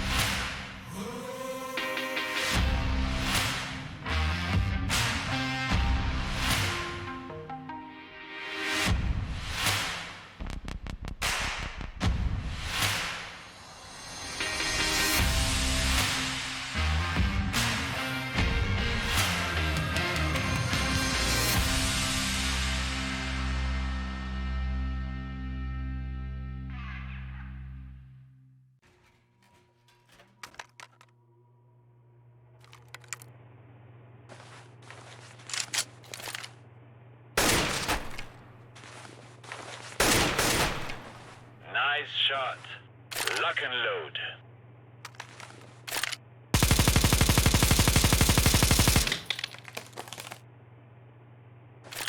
Wow, very good. Let me show you how it is done.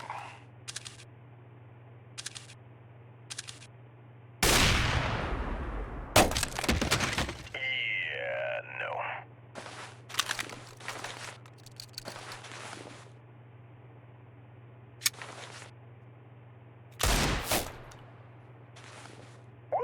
Damn!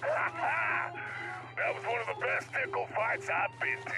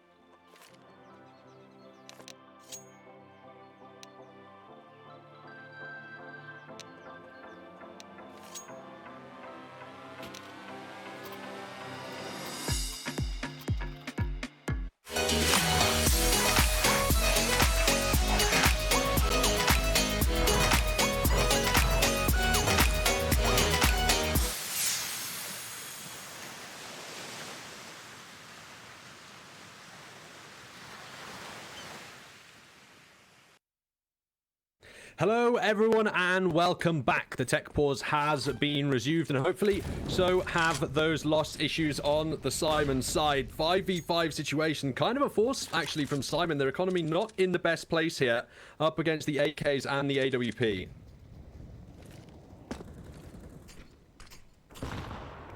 Well, it's going to be FORZE now looking to try and fight back. Now they've got the weapons and the gun fight. Almazar and FaceCrack quick to at least work up their way towards top middle.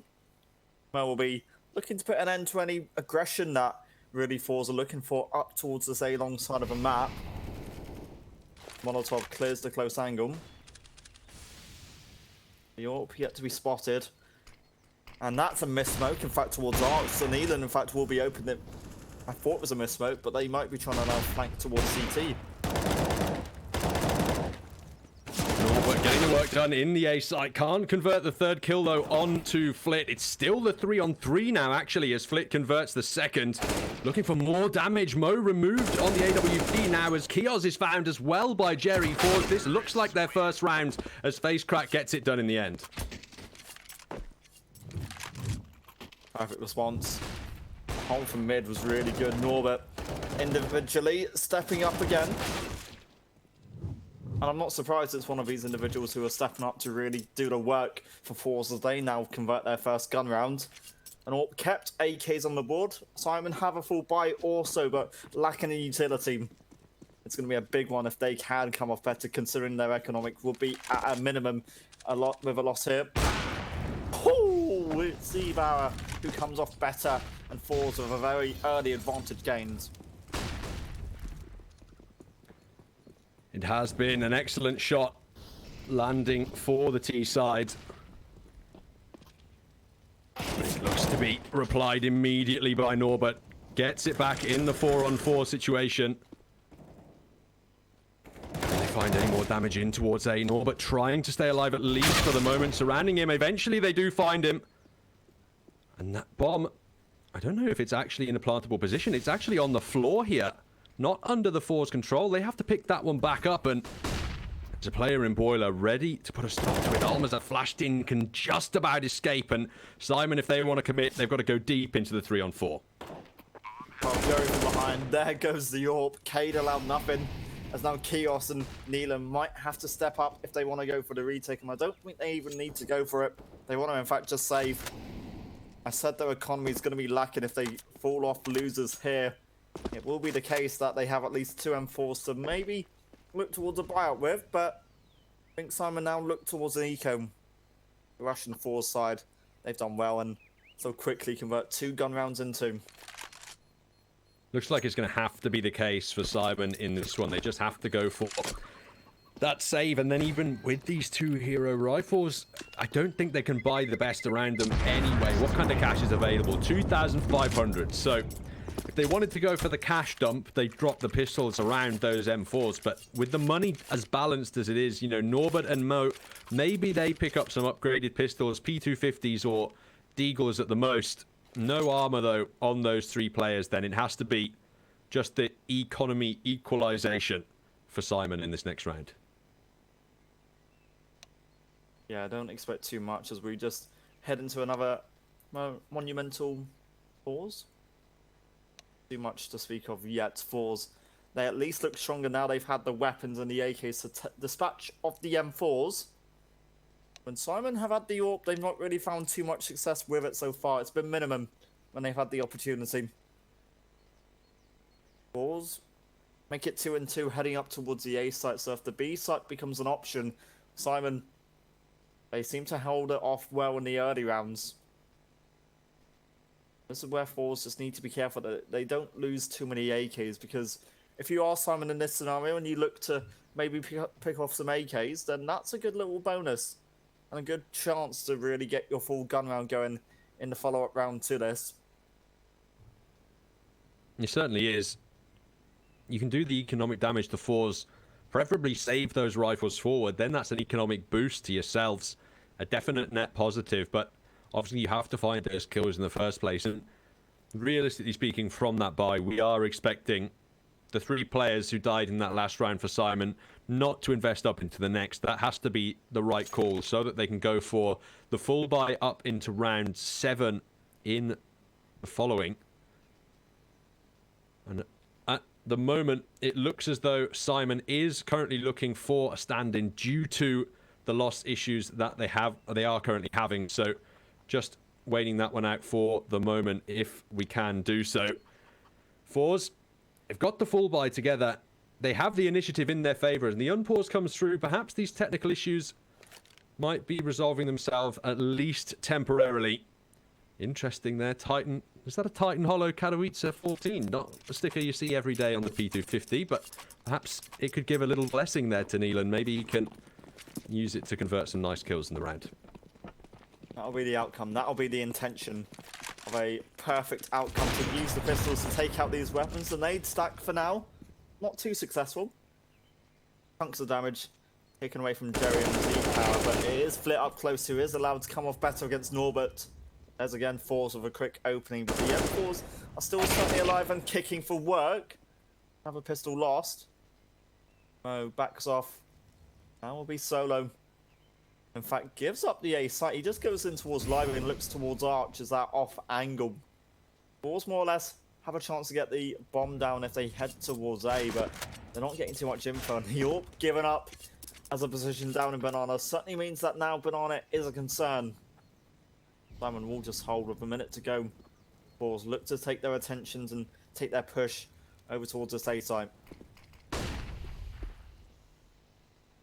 Flash is going down. FORZE not taking any risks. They use the utility, make sure they clear the site properly before even bringing the bomb nearby. It's still in second mid before they recover it. And this seems to be a little bit of a feature of the FORZE execute. Send the players in first before the bomb. You don't want to have that dropped in a poor position where then you have to commit to the bomb site. And perhaps it's certainly the right call, at least for a moment. The 2 rifles from SYMAN looking to be saved up into the next round, which will be the full buy for the CIS side. They're looking for Mo to get a P250 kill, but eventually he's found. No gifts for him, regrettably. Not blessed by the sticker. And now it's just about keeping these M4s alive. It feels as though they want to hunt. They want to take these weapons away. That would be a bit of a blow for SYMAN, but no matter what happens, they'll be able to at least establish something towards a full gun round. Whether 1 or 2 players drop down to a Famas might be left with question. I think they all have M4. Just left to see what happens after time. Neelan running face crack. The last bit of damage, but for SYMAN, that's a relief, because they do keep 4 M4 or 2 M4s, and now can look to a full gun round. They save the M4s, but they can't invest into the AWPs. That's the main difference between SYMAN and FORZE's buy, other than the lack of utility on the CT side. Smokes on every player, but flashes, only 4 of those in total. Only 2 Molotovs to work with to slow down this T advance as well. Already, one of them deployed towards Banana without dealing any damage just yet. An extra power praying that somebody walks into that crosshair, and FORZE start this one with a man advantage. SYMAN, I don't think once have even wanted to work their way up Banana. That's nice and crisp from Jerry's point of view. So, quick advantage for FORZE, which quickly gets doubled up. The boost from Mo only gets himself 1 kill. So SYMAN, they again lose out on the entries. They again lose out on the issues. And I heard some ticks which might indicate a pause could follow this. But for now, Flit will have to go up and look for Cade on the site. The M4 doesn't quite convert the kill from the player in pit. Almazar will find it anyway. Flit left safe. But the M4, I don't think, can be out of this. Neelan, one of the better players for SYMAN in this series so far. Needs to find a few more kills. Looks like he's trying to go for this, but the nades put him to an early grave. The round advantage finally found by FORZE on their map pick. The T side definitely looking dangerous. That refragging on the way into bomb sites, following up from those entries, is beautiful. And now we have the opportunity to talk about our case partner over at Hellcase. You won't get bored with Hellcase, and use the promo codes on your screen now to save more and grab what you deserve. Another pause comes through. The momentum now in FORZE's favour, although staggered due to the breaks. They are looking comfortable here on Inferno, though. Despite losing the first 3, they've replied heavily. a third or fourth pause now in this first half of the match. Something like that. So the tech issues are recurring. It's not something SYMAN can easily fix. We obviously heard earlier that there might be a stand-in coming in. For now, it looks as if SYMAN will be playing on. Neelan's forced out something. When you look at the SYMAN economy really in this upcoming round, it's not going to be perfect or ideal by any means. Neelan just buying out the SMG with lots of cash built up. I think they just go for the safer half buy of sorts. Look to reset the economy. Look to give themselves a full chance, because maybe they were missing that AWP. Maybe that was the key thing, which certainly could help Mo and SYMAN really establish some dominance on the CT end. Well, Mo did look like he was waking up towards the latter stages of Inferno. Didn't look like the most effective AWPer at the start, but really towards the end had those highlight plays, and obviously that clutch round that helped SYMAN keep things as competitively as they did over there. The issue was when FORZE went onto that T side, they eventually took back control after their CT affair, and after what was a poor start to the T side, realistically speaking. SYMAN had the opportunity to put that map to bed, so to speak, but unfortunately just not able to close it out. And as the pause does come to an end, FORZE looking to extend their lead yet further. SYMAN preserving the economy by the looks of things here. We will carry on playing. For FORZE, this could be them working up to 5, considering SYMAN aren't putting together a decent buyout.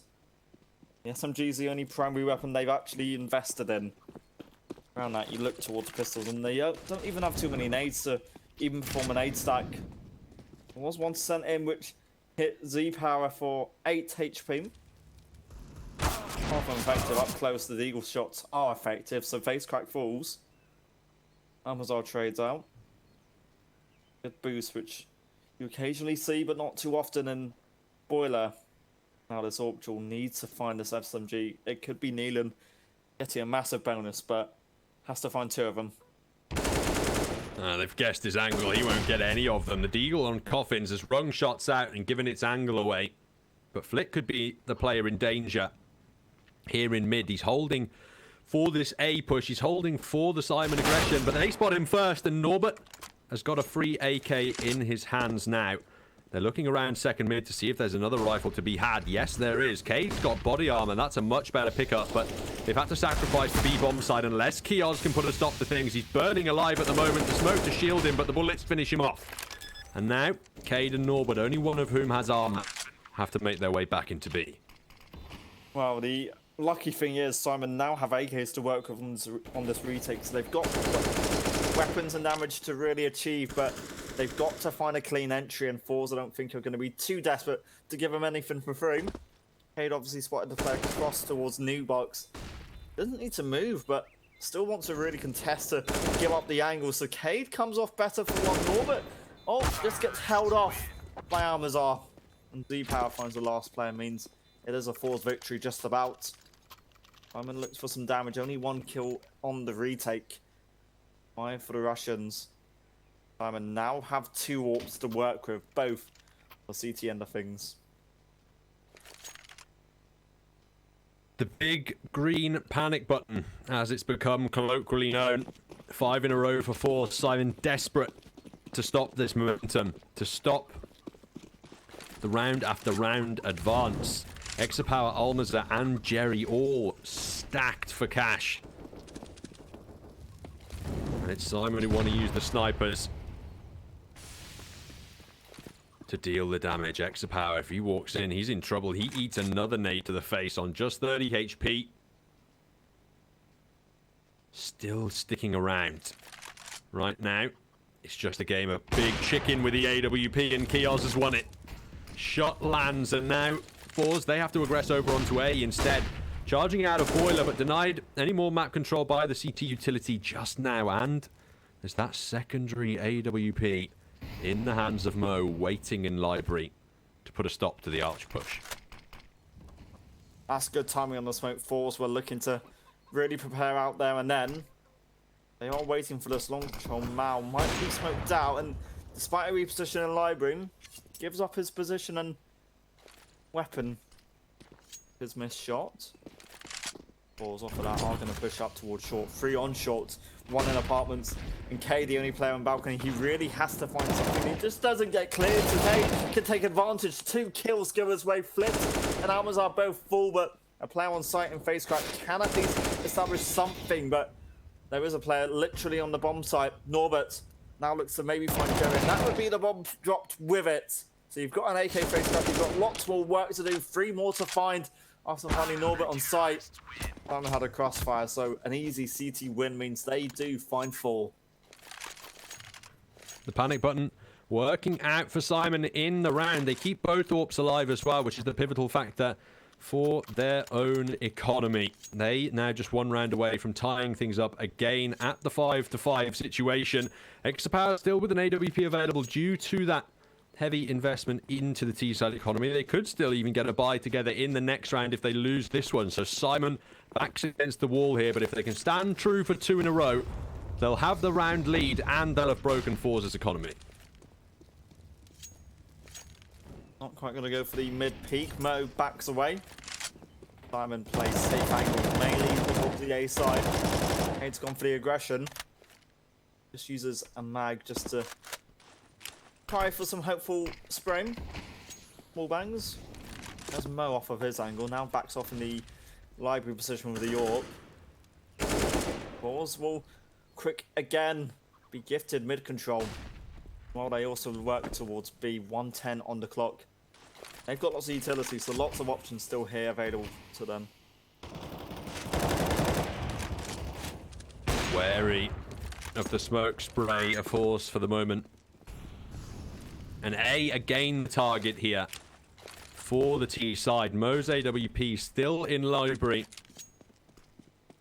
Instead it's going to rotate away over towards Arch.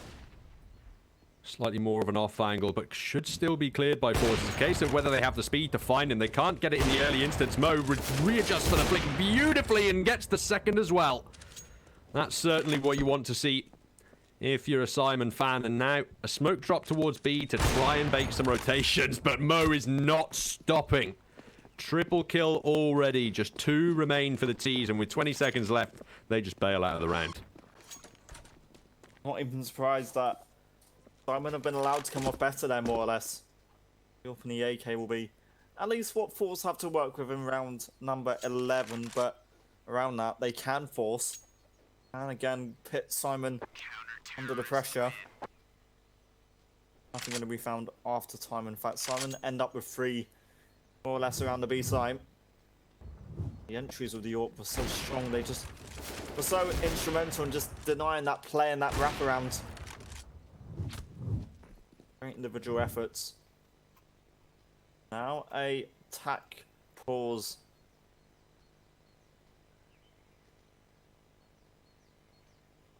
Simon looking to apply the pressure with this one on to FORZE. They've broken the momentum now for the T's.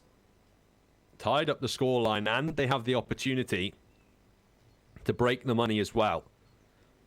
A lot hangs in the balance in this first half as we enter the latter stages of it. No side wants to lose control of their economy. With a maximum of 5 rounds left to play in the half, it is going to be another pause coming through. Presumably, these reoccurring tech issues for Simon, and at least for FORZE, they now have an opportunity and time to discuss what can they do about this double up setup. Always a tough one to really go up against also. Simon, pretty standard in the angles they're playing, the 2 AWPs. One towards Car at the back of Banana. The other holding short over towards aim. And Mo's certainly being careful with his peaks. He's not always going for that mid peak. He's playing it quite random in a sense. He's keeping FORZE guessing. D-Power, in fact, looks towards that mid peak for now. Mo hasn't even gone for the peak. It's a late one with it, but neither side connect their shots. For now, Face Crack takes the initial damage. No players falling just yet.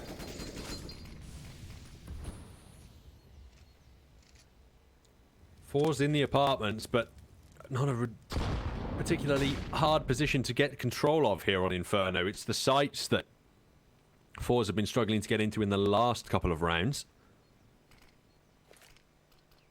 Smoke deployed onto Mo's angle. Should give room at least for FaceCrack to make his way out. But going hunting against this AWP is very risky business indeed. Repositioned this time to library. Mo waiting in the wings. Whiffs the opening shot. And utility being deployed by FORZE over onto the B bomb site, but the bomb again is dropped in second mid. They can't commit to this B site even if they wanted to until the A players rotate over. And that's going to leave them under a lot of time pressure in the late round. Well, Mo's in fact more or happy to just hold long. FORZE. They've got a great opportunity to really explode onto the site. They don't go with a close Molotov, but instead use the flashes, which might not even be enough. The crossfire should have been there. FaceCrack are even allowed to come up better for that Angel, and there is an AWP there, but Kios yet to fall yet. And he has been their best player. Jerry from behind just holding. This allows his opponent to have a little peek before his death. That's the bomb plant. FORZE now have a two-man advantage. Ooh. FaceCrack deletes Mo as well. Molotov's going down. That roots Norbert out of his angle. He'll get one on the way out, but Cade now has to retreat, and I think you could really see the tech issues there for Simon. Nealon boosted up on the box, just doesn't even react when two players walk into his crosshair. Perhaps that's the struggle that they're dealing with at the moment on the CT side. Cade trying to save the rifle.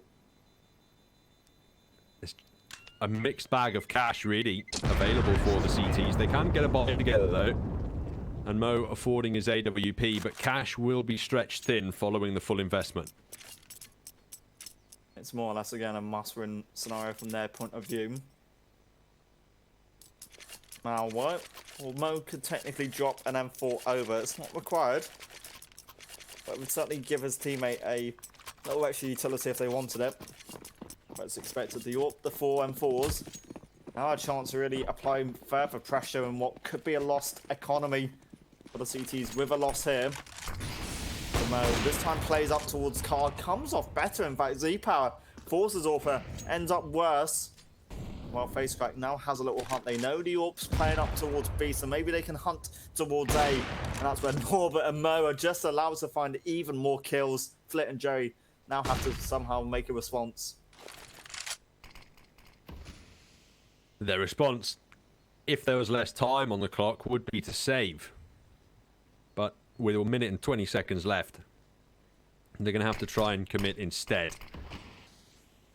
And that is such excellent play from Mo. Too early denials. Nothing getting done at all by FORZE in this round. Exapower's been really quiet on Inferno. He's only had 3 kills. And as the AWPer, regardless of map, you need to be one of those top fraggers. It's the most expensive weapon in the game. Maybe you're not the star player on the roster, but you need to be at least up there in the middle of the pack, not floundering around towards the bottom. Jerry, he's got Nealon at first, but we suspect he might be the player with tech problems. So 4 deadly Simon players still alive in the ace site and ready to stop any kind of a push here from the Russians. Simon get another kill, or if Simon get another death at this point, FORZE get that next kill, then Simon really have to be scared. They've got to clear the angle. Norman gets one back, and Cade at least has the angle to hold on to it just about. Looked a bit awkward, but it's Simon who converts 6, and now the CIS squad can apply pressure onto FORZE, the C-side. And in again, that mixed scenario where Simon were in, where they can go just about for the full buyout, but it would be lacking a couple of things. FORZE go for the tech pause, or the tactical pause even. Very might drop the AWP over to Z's power. Yep, the AK's gone the other way. Now gonna force it out. FaceCrack. This drops down to an SMG.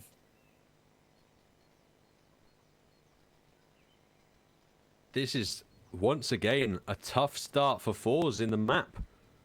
Yes, Inferno is CT-sided, but on Inferno, FORZE are a T-sided team. This is their, once again, most successful half in the map. They'll be looking to grind out the advantages on here. Now, back on Overpass, statistically speaking, they usually found much less rounds than they were able to muster eventually on that T side. Exapower here can't quite adjust for the flicking time. It's not quite fast enough. And Mo wants to go for the boost on the repeat, but Exapower this time, he does say no to that aggression. Norbert has the second AWP, or the single AWP recovered in his hands, rather. But doesn't go for the repeat. Knows that could be another life needlessly lost. That is so lucky that Neelan is allowed to escape in that situation.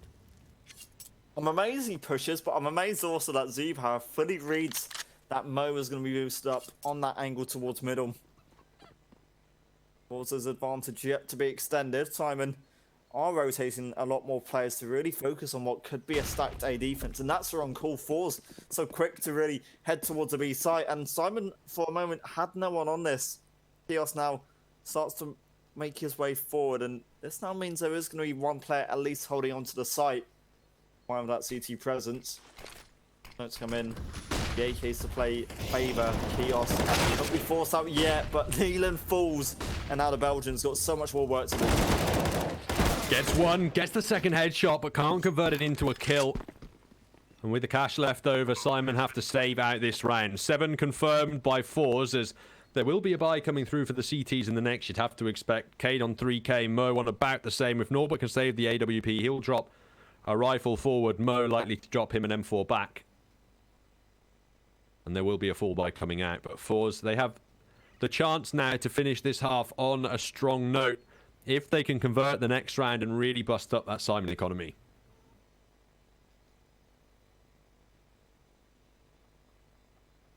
Split hunting. I don't think he's going to get anything at the end there. He actually heads towards Boiler, so not quite going to peek in towards this player in Graveyard. It's a 7th for the Russian squad. Again, just another pause with recurring tech issues really surrounding what we believe is Norbert, or one of the SYMAN players at least.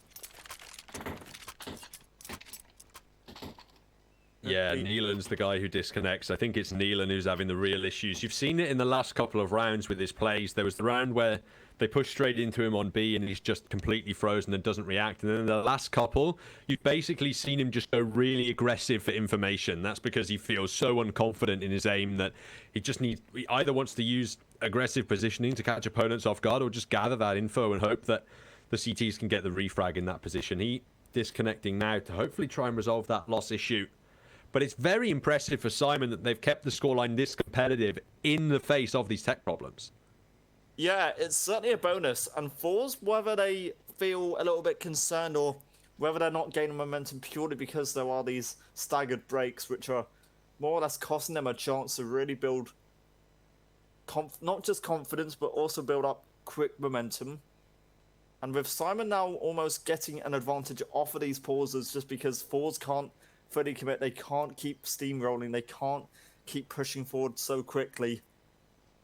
It does mean that, if anything, tech issue, while it's obviously a concern, also a somewhat helpful gift. I'm not suggesting by any means you have to reconnect every other round to go on and win games, but certainly impacting FORZE ever so slightly.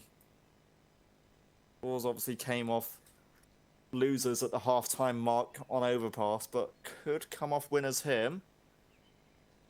Was a 8-7 SYMAN first half last time. And we do have confirmation, ladies and gentlemen, that Neelan is going to be unable to resolve his tech issues, so Kvik is going to be substituting for him in this matchup for the SYMAN side, and this is going to be really interesting now. SYMAN, they've done well to keep it competitive, but now you've got to slot a new player into the system, somebody who's not quite clued in, and At least, thankfully for them, it's not on the CT side for too much longer. Really, it's the CT sides that having a new player can be weaker. On the T sides, you can just use them to follow up or refrag or anything in that situation. So at least it's limited damage at the moment. But Kvik, his economy also going to be suffering just coming into this match, right? Did you see what weapon he just picked up? A shotgun. I saw it come out. I was thinking, surely he doesn't stick with this, but he didn't have any money, so fair enough. That's what they might try and look towards. Whether you give what was the economy of Neelan to Norbert, I don't know if that's fair. I don't know how it should work out, but Rick will be appearing to start off with a shotgun. And it shouldn't change the mood from FORZE's point of view. They've not really had any concerns. No, from FORZE's perspective, this map should have just gotten a lot easier. Team cohesion of their opponents, yeah, should have just collapsed completely now. So, FORZE looking for the opportunity to continue to dominate. There we are. Got his Lithuanian flag, which makes a lot more sense. SYMAN, well, so much more work to do to maybe now slot in this individual and slot home what could be an unexpected victory against FORZE. Of course, FORZE ahead. Now look towards potentially a playoff spot, depending on what they find at the close of the half. And it's still one which, technically, SYMAN can come off 8-7 winners in. We've got 2 more rounds left in the half. We'll have an AWP on Mo. He looks to be sending it deep towards Banana for that early peak, which certainly worked in the past for them. FORZE's money just about there. Face crack on a Mac 10 is a downgrade, but they still have the AWP and they've still got the AKs, and that could be enough to really help them find out. They're stomping up towards the B side. Quickly they go. Face cracks Mac 10 dealt with, but Jerry replies with one. Mo's AWP ringing out for only one as Kios replies with one of his own. And Flit this time can't equalize into the 2-on-2. He has to deploy the smoke and just wait out the CT rotations. Getting tagged down low but not removed from the round is at least the minor positive here. 7-6 scoreline would be all tied up for SYMAN with the retake, and they have 3 players alive to do it. Well, they've only got 2 Molotovs and a flash to hold on to this in the after plant. The AWP up close to Lizzle. Kios, in fact, allowed to come off better. The shotgunner is still in play. The shotgun deleted. Flit now has to find 2 more to maybe come off winners, and the Molotov can just help be used to really force them off the bomb. They're both now away from it. They're both now looking to hold on to this and push for this kill.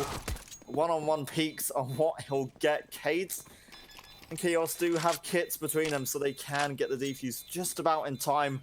SYMAN, they made it close, but they do fight and find round 7. It's just confusing, the leadership mentality behind FORZE. They've got so much time to think of a game plan, so much time to figure out how to end this half perfectly, and they choose simply to rush Banana. It doesn't work out. Not in the slightest. Tied up scoreline at 7-7. SYMAN looking for the advantage at the death of the half as well. And FORZE starting to lose control of their map pick a little bit here. Economy weak. Look at that nade damage. But Norbert's followed up with the kill. That's the important thing. Can he get any more damage? Only 1. But that's enough to keep it in the 3-on-3. Well, Facecrack took minor damage. Cade has played this so well to really just get an off angle, and I think the AK's just got to expect that. But that's the bomb drop towards Graveyard. Cade's got that in his sights. Now, just give him the one-on-one Angels and converted with SYMAN now rotating towards his A site. It could be SYMAN's for the taking, but that peak is so much stronger. So they can now get the bomb plant. They can now look for the post-plant scenarios. Flit deleted by Kios. Means Facecrack now has to find 2 of them. Trying to creep around the A site and eventually found in the back by Mo. The round advantage at the end of the half then ever so slightly favouring SYMAN. And on the CT-sided map with the T-sided team, FORZE on their pick now. Are they going to be in trouble? It's all up in the air. Certainly winnable by SYMAN, but Kvik, how is he going to fit into these T-side executes? That's really the question. Is that going to be a problem? And it has to be said from the FORZE perspective, Exapower is the weak link in this map. Surprisingly so, the Orpa, who's got the odd kill here and there, just hasn't really shown as much potential as he did over on Overpass, and that could be an advantage towards Simon's point of view, because if FORZE don't have an AWP really turning up strong, then realistically you can so take advantage and maybe FORZE falls into that weaker mentality because of it. But we won't have any AWP starting it off. We'll start off with FORZE being favoured, at least in the loot bet odds, only just. Simon's chances from that has surprisingly come off better. I really agree with that from our betting partners over at LootBet. To be honest with you, Simon have done a great job at tying this one as close as they have. And FORZE, they have the narrow advantage in those odds simply because they're on the easier side of the map. They're expected to win more rounds here, but statistically, they've struggled to do so. Pistol round would have to be huge, but Kioz is the one who gets the first kill. FaceCraft will get one back, but Kioz has found yet more. Jerry, the only man left with a CZ and no armor. This is a statement here from Simon. Their T-side off to a raring start. Oh, the ZZ might not even get anything. 2 shots are really nice, and the way they get converted. Has to reload now to his final set of bullets. Might even want to upgrade to something else, but 8 HP, no kit, and a lot more work to do. He just wants to run back and play noughts and crosses with himself, which doesn't work out. Well, that's the thing. When you play noughts and crosses with yourself, you either always win or you always lose. Just the worst kind of way to play. And I think in this series so far, FORZE have lost every pistol round, which is not great for their total rounds, because you imagine the significance of that. The pistol rounds you expect to be able to convert 2 following that. So in 4 pistol rounds played total, that's potentially 12 rounds they've missed out on in this series so far because they've been unable to convert. And this is where you really see the debate around the pistol rounds come to the forefront, whether you justify should they be in the game or not. This is why people ask it, because theoretically, just from winning both pistols, an inferior side can pick up essentially 6 rounds for free. Well, Z-Power forced up to the AWP, and has yet to really achieve too much hope with it. It's going to be Norbert, our first point of contract, and impact over towards A. Down towards long, gets deleted, quite convincingly in fact, so the AK comes off a winner. That isn't a surprise. Kios, when he lurked over on Overpass on T side, he was certainly helping Simon make an impact there. But now not quite going to lurk towards B. I'd want to just pick off this second round by with a pretty clean take of the A side. Looking clean. There was a Deagle on pit. Got to blow out, well, 2 of them in fact, mini pit. But the other Deagle whiz. Mo gets 1 battle, sorry, flipped. Got the kill on that one. Simon get a bomb plant, but they've got a lot more work to do. Jerry once again left alone with the CZ75. 3 AKs. 12 bullets in the magazine. You need to double dink 2 and single dink Norbert potentially to find those kills. So 5 out of 12 bullets perhaps, but he's not even going to aggress into it, is he? Let's be realistic. He's going to hope somebody walks down into him so he can exploit the close range of the apartments for an easy kill, but Simon aren't going to give it to him. FORZE, they have to take the eco, await the full buy up in the next. Simon now looking to put themselves on 11 and really so far showing a strong effort to try and push us to that map 3. +2 was where we'd end up on, and this was a map which supposedly FORZE have played quite a lot in the past few months. About 30 times they've played this, and from a team perspective, they've just not had the chance so far to really show us what they're made of. I feel they go for the eco here more or less. Joey's got a kit and armor, a couple of upgraded pistols, lurk in that FORZE purchase, but it is the AKs you again go up against. Again, it's not going to be a simple task of just taking out AKs with DZs and Eagles. Realistically, shouldn't be one that FORZE get too much in. 2-1 boost. There was a 3rd player in support towards A. See what Simon can find on this stack A side. Slight damage is all they've found so far. But looks towards the stack, gets both of them. Face crack. His USPS can mop up at the end, but the CZ in towards the B-bomb site. That's the one under pressure. Jerry again isn't giving anything with it. And while FORZE, they are going to make their way over towards B. Perhaps it looked like they were going to contest it, but Face Crack, he's found himself that AK. He really wants to save that forward instead, so it'll be Flit running around with the CD, hoping he can be the man to save some kind of automatic weapon into the next round, but it will be 11 for SYMAN as expected. If that AK can be saved, that is a really huge economic boost, and it's actually going to be dropped onto Flit just to make sure he has the best chance of saving it in that gunfight due to the body armor. Oh, quick. Looking for maybe a kill. Maybe some info. He is alone. It's only a Mac 10 he certainly can afford to lose. Not being given any clean opportunities. SYMAN want to try and take out anything left.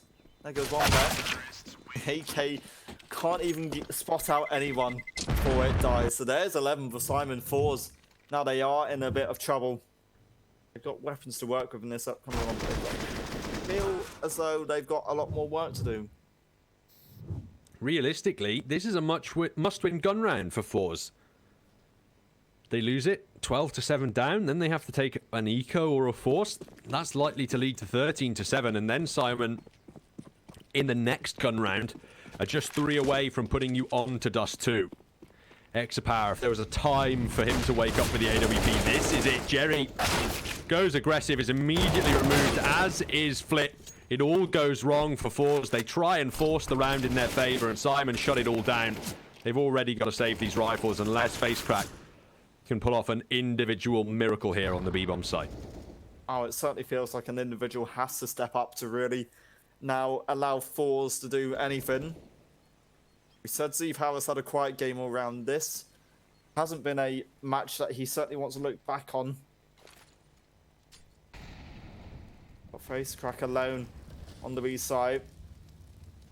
Certainly forcing to most of that FORZE pressure now. Two Molotovs at least setting towards the side. Face Crack not quite off any angle yet. It is an off angle. He's holding it. He got instantly spotted, but still gets 2 kills. He could get a third, but Kios says no to that idea. And I don't want to say it's impossible for Zeev Howard to win. He's got 5 kills in 19 rounds so far. These next 2 kills would be so massive. It's an AWP on the retake. That's the worst part about it. Felt like Face Crack did so much work, but needed 1 more kill for my money for this to go Exapower's way. He's found the first, looks up and adjusts. What is that? Secures the 1 versus 2. My faith from an all-time low to an all-time high. FORZE. Heroic play from the individuals, bailing them out of this gun round. And what a time for it to occur. It's a brilliant time for it to occur. I'm amazed that the info just wasn't given quick enough to just say, well, Zeev Power's there. Saw Kios full. I was prepared for it, but just couldn't quite react in time. And that's a big one for FORZE to come off better in. An individual stepping up. They have 8. Still a lead and still a minor one for SYMAN. A loss on this gun round could certainly give FORZE a bit of a swing and a bit of a chance to maybe now get back in the series. FORZE's money just so dire. Losing everyone other than Exapower. At least he can keep the AWP, but look at these MP9s. They have to be so close. Jerry gets caught off again. Or rather, it's Face Crack, his teammate. At least now Jerry can upgrade onto that AK. Trying to use the smoke to escape. He'll get Kios as well. Beautiful. Exactly what he was looking for. An Exapower opening up onto Norbert. Perhaps FORZE now are starting to awaken the sleeping giants here on Inferno. Vic pushing the apartments. Putting Flit to an early grave. Bringing it into a 2-on-3. SYMAN. They make the right calls. They still have a chance in this round. They've got utility also, so towards the B site, it's not as if they're going to have to dry peek anything. They've got a flash, they've got a smoke available. They are more or less looking tasty and prepared to try and give this B fight a certain good fight. Rick is tagged up. That might be their only bit of concern. 35 seconds to go. The smoke, well, you'd expect it to be towards CT, but they are going for the dry peaks. They want to take this so passively, and that could be a mistake. Quick, in fact, caught off by Jerry. Means Mo now has to again somehow find a clutch. 3 to find, and with 17 seconds and time ticking away, the author not giving him an easy chance. He gets a bomb plant here. That would be at least step 1, but Jerry, he can just play for the time. Well, Mo strafes out, but strafes back in at the wrong opportunity. It's 4 kills for Jerry in that round and puts FORZE on 9 rounds in total, and finally starts to deal some damage to this SYMAN economy. But SpaghettiOs. That's another technical drop by the looks of things. Cade this time, whose internet might be struggling, and that would be really horrible at the end of this map, wouldn't it, Louis? If SYMAN had done all this work to get so far, to be, what was it, 11-7 up, and then have tech problems plague them throughout the map. That would be absolutely horrible. At least Cade's come back. Hopefully his internet's performed. We want to see their technical setups be working as well as they possibly can, because it's been a great effort from them so far, and we want to see if they can take it all the distance to Dust 2 here. It feels as though if it went to Dust 2 open, both sides would have a relatively equal chance, given both sides' previous experience on Dust 2. I mean, it's a CIS map, which lots of teams in that region really play quite often, so both sides a bit more open. But SYMAN, they might be really hurt if they don't find anything in the next couple of rounds. Now the pistols shouldn't be allowed to do too much. AK and an M4 for now. Just keeping watch with the banana proceedings. He keeps wanting to smoke it, but what's his teammate? In fact, he does it anyway. Jerry and Flit hold off against this A push, and it could easily be free, but Adeagles says no to that idea. Looking like double digits for FORZE. Kios. Just the bomb plant. That's what him and Vic are looking for. Get into the A site. Run in if we have to. Forget the headshots if we have to as well, as long as we can get that plant. But his active player from Face Crack, he definitely wants to deny it at the moment. Just hunting around, but Kios taking his time and converting the second kill. Readjusting his aim now towards the pit as Kvik can support with the crossfire up from in the apartments.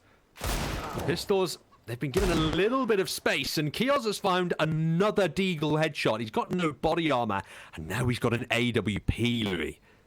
This could be absolutely nightmarish for FORZE. The full eco. Are they going to give him the free entry to the B site? That's a 4th kill. A Deagle and no armor. That's all Kios had in this round. And he's stuck around at Archside. He's going to walk back into A. This man's brain is bigger than my entire head. It's the one-on-one situation now from him. Jerry just assumes, he's so convinced it's the B site. He now knows that the A site is the option. Kios, for now, he's done so much work, and this would be the most important kill ever, I think. We've seen FORZE win these. We've seen FORZE come off worse from these best-of-3 comebacks, or, sorry, from these scenarios where they just were lacking players and were lacking kills. The bomb, I think, planted for Kios, and he just has the info now, though, of where the AWPer is. Now running towards library. A kit is available and on his back, but he's just got to wait for someone to peek him. Getting nothing at all. SYMAN have done it. Kios. Oh, what an individual effort from the man who you'd expect that also to come in from. Jerry had the opportunity to win that round as well. All he had to do was stick the bomb. And he didn't do it, by the way. That's something to point out as an individual mistake, but you still have to commend all of that effort from Kios. No body armor. That's the most insane thing about it. Didn't take a single point of damage. Just clinical left clicks onto the heads of those CT defenders. And SYMAN are given 12 out of nowhere. FORZE caught sleeping. FORZE weren't fully prepared for that. And now they've got to be careful, really, when they go up against what could be a force buy. Look at their economy after that loss. So many players tagged up and dead at the end of it. They've only got one rifle out on Jerry, who saved it. He's the only man with armor as well. And in terms of utility, that's quite low. Pekin is so good. Jerry can only get one. And while they try and recover the weapon, they just can't do it. They allow Mo and Kios the initial kills. Here comes the rotation, Ben. The rotation's here, but it's just P250s. They've got no body armor. And while that wasn't a problem for Kios, that's a once in a lifetime round.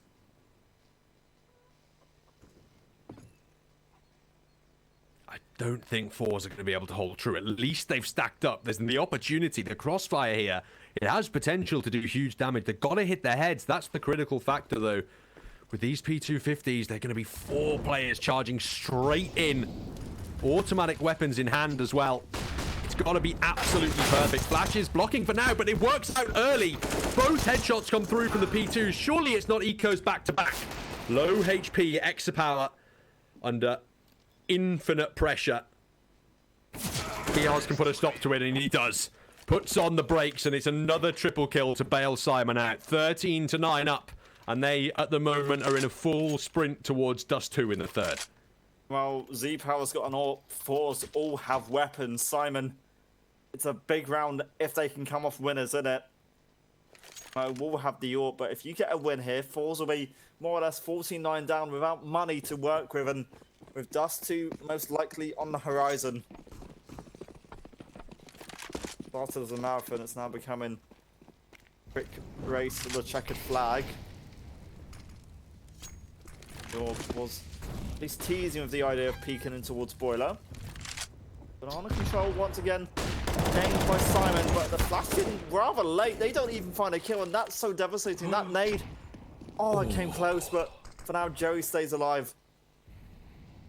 Exapower, that's the bomb drop, but he knows he has to back away from the re-aggression. Back into the 4-on-4. Almaza catches Norbert off guard though, and he's still in position with the AK. Okay, tagging low, but Exapower here to support with the AWP. You can see SYMAN expecting something like that here at this point. Kvik finally punished in the apartments, and SYMAN, they were in full sprint, but now they've hit a hurdle. FORZE up onto double digits. Money, a mixed bag for SYMAN if they want to go for the buy here. It could just be a pistol armor drop. I think they have to play it safe, just go for the half buy, because if they fully commit, which looks to be what they're going for, sure, they can force FORZE into maybe awkward encounters, but it's going to be a round where if you lose economically, you've now given FORZE a chance to maybe go back into this. FORZE had a loss bonus. I'm not fully sure what it's at now, but it's certainly been quite a back and forth affair where FORZE, they've been losing lots of these initial angels. Europe is now down Banana. Flick can look towards the little boost up. Get the info that Cade crossed up towards A. 5 players here. Flips. He in fact finds the entry. That was so messy from the Boiler players on FORZE. Tripping over each other, and now they're being mopped up by SYMAN. They hit a hurdle, but it's just a stumble on the road. Exapower alone. AWP misses the flick. He's locked in this B bomb site anyway. They're all coming to hunt him down. SYMAN. It feels as though Dust 2 at this point an inevitability. As FORZE, they try and get creative in these rounds and go aggressive, but fails for them time and time again. The winners of the series face either Endpoint or Avez in our final quarterfinal game today. Well, it's a Cade win. FORZE don't keep anything at the end of that one. And now Dust 2 looks so likely, but FORZE will force out. And I don't trust the weapons really that FORZE have. You've got 2 players on pistols. You've got an AWP, an M4, and an MP9. And that kind of spells trouble for them. There is going to be a pause on at least SYMAN's end. But for FORZE here, they maybe make SYMAN stumble and trip up, then that could more or less be economic damage towards the SYMAN point of view. Economy isn't perfect for either side. When you look at the veto as well, SYMAN, they did an excellent job of it. Both teams have the same permaban of Vertigo. And SYMAN early on were able to take FORZE's best map of Nuke straight out of things. And as soon as they tick down Mirage then at the end, FORZE in the decider, they have to choose. Do they want it to go to their permaban of Vertigo, or do they want it to go to a balanced Dust 2? And I'm surprised, if anything, that FORZE even picked out this map, to be honest with you. Certainly struggling. Not finding much. Exapower, he's up on 13 kills. He's found a few more, but he's not been the high impact player you traditionally see for FORZE. He's got to be so careful. Now, again, another good flash, but it's again not a kill that SYMAN finds towards Banana. Now, in fact, force themselves away from it, trying to avoid any awkward engagements, but that isn't the start that, again, FORZE want. They've done that 3 or 4 times now, where they flashed in, tried for the damage, but achieved very little. That's one concern that FORZE certainly have. The other is the fact that the AWP, if it's dead here, leaves an M4 deep in pit with a lot more work to do.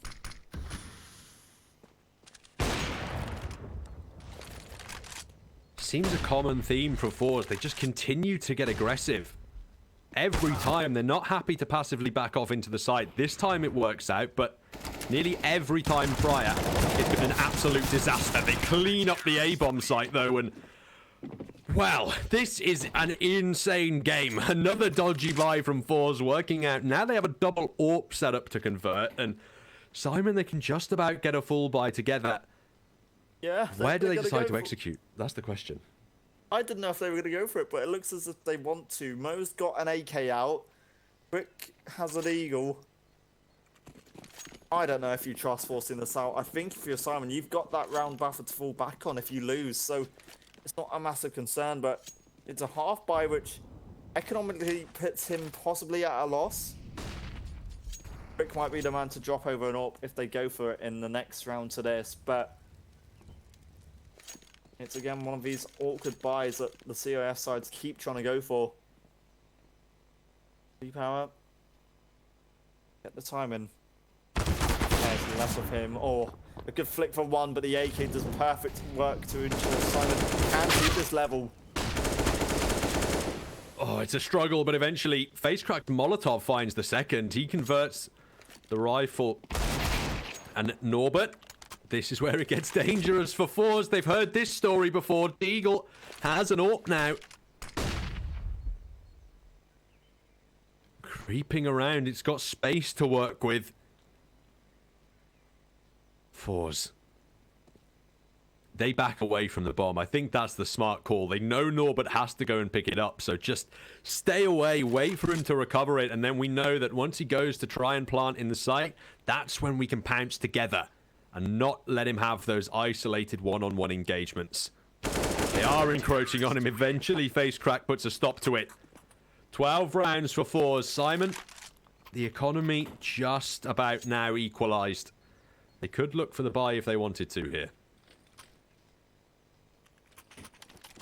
They're going for the pistols. They're going for that safer buy. And I wonder if they just go for the full eco last round, they'd be on a full buy this round. It's a weird call that they went for. Now, only a 2-round gap that FORZE have to work with. I'm not saying that economic decision is going to be so impactful on how this game could end. It's going to be the utility that does so much work early on. Mo, Quick, and Cadian take so much damage. The M4 only gets one, but there's your entry. SYMAN, they've got at least a chance to get to the A site. FaceCrack looking to remove that chance as Flip rotates in from the A-bomb site. Goes aggressive. Spray good for at least one. For SYMAN now, they're backing out, charging away to the other side of the map. There's still going to be CT players ready to defend, though.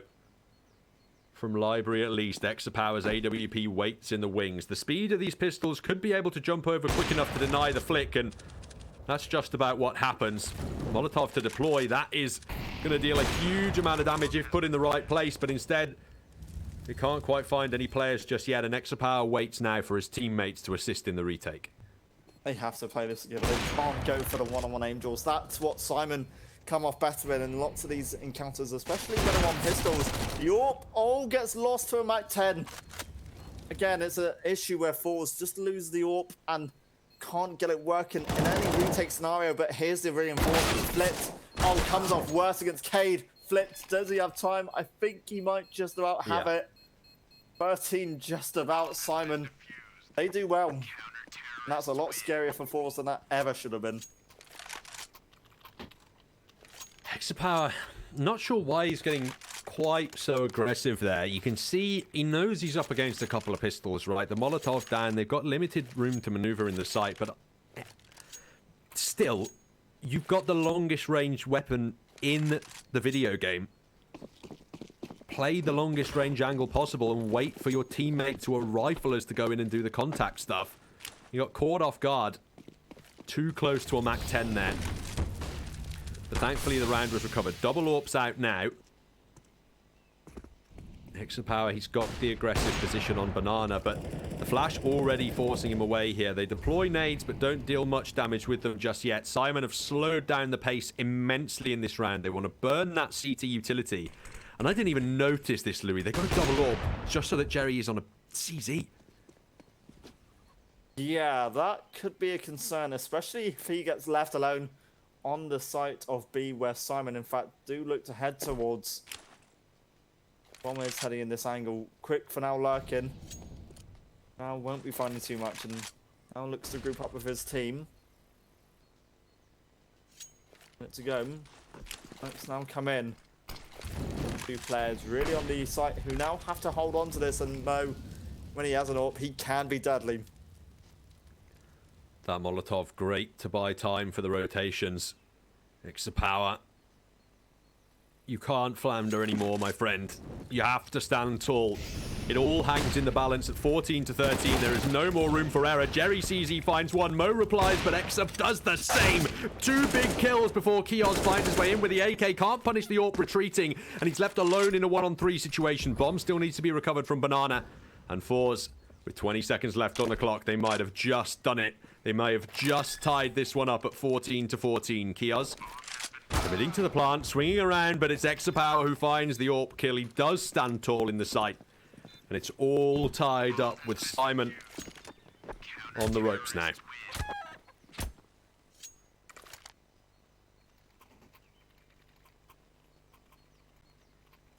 SYMAN, I'm amazed if they're forcing this out once again, because it could be them making the difference between what could be a loss in the series, or maybe deciding to take us to just 2.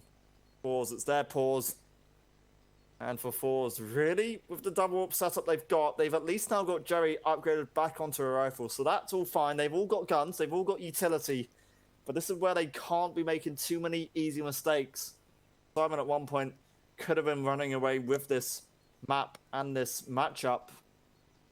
But FORZE, they strike in the nick of time to really keep themselves in this and to maybe keep themselves alive. 2 more rounds to take us to overtime for them to at least go on and win this. Same for SYMAN. This gun round got to be huge. Norbert and Kios, just to point out, 24 and 23 kills between them. Incredible work. The worst factor about this round, Louis, is the money.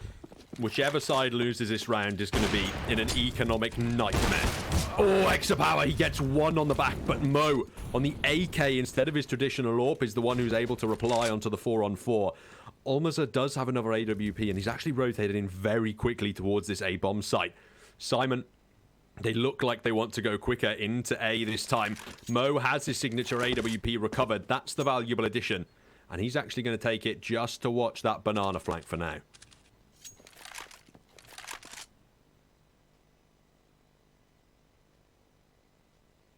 Norbert. For now will be in apartments as SYMAN now look to execute out towards the A site.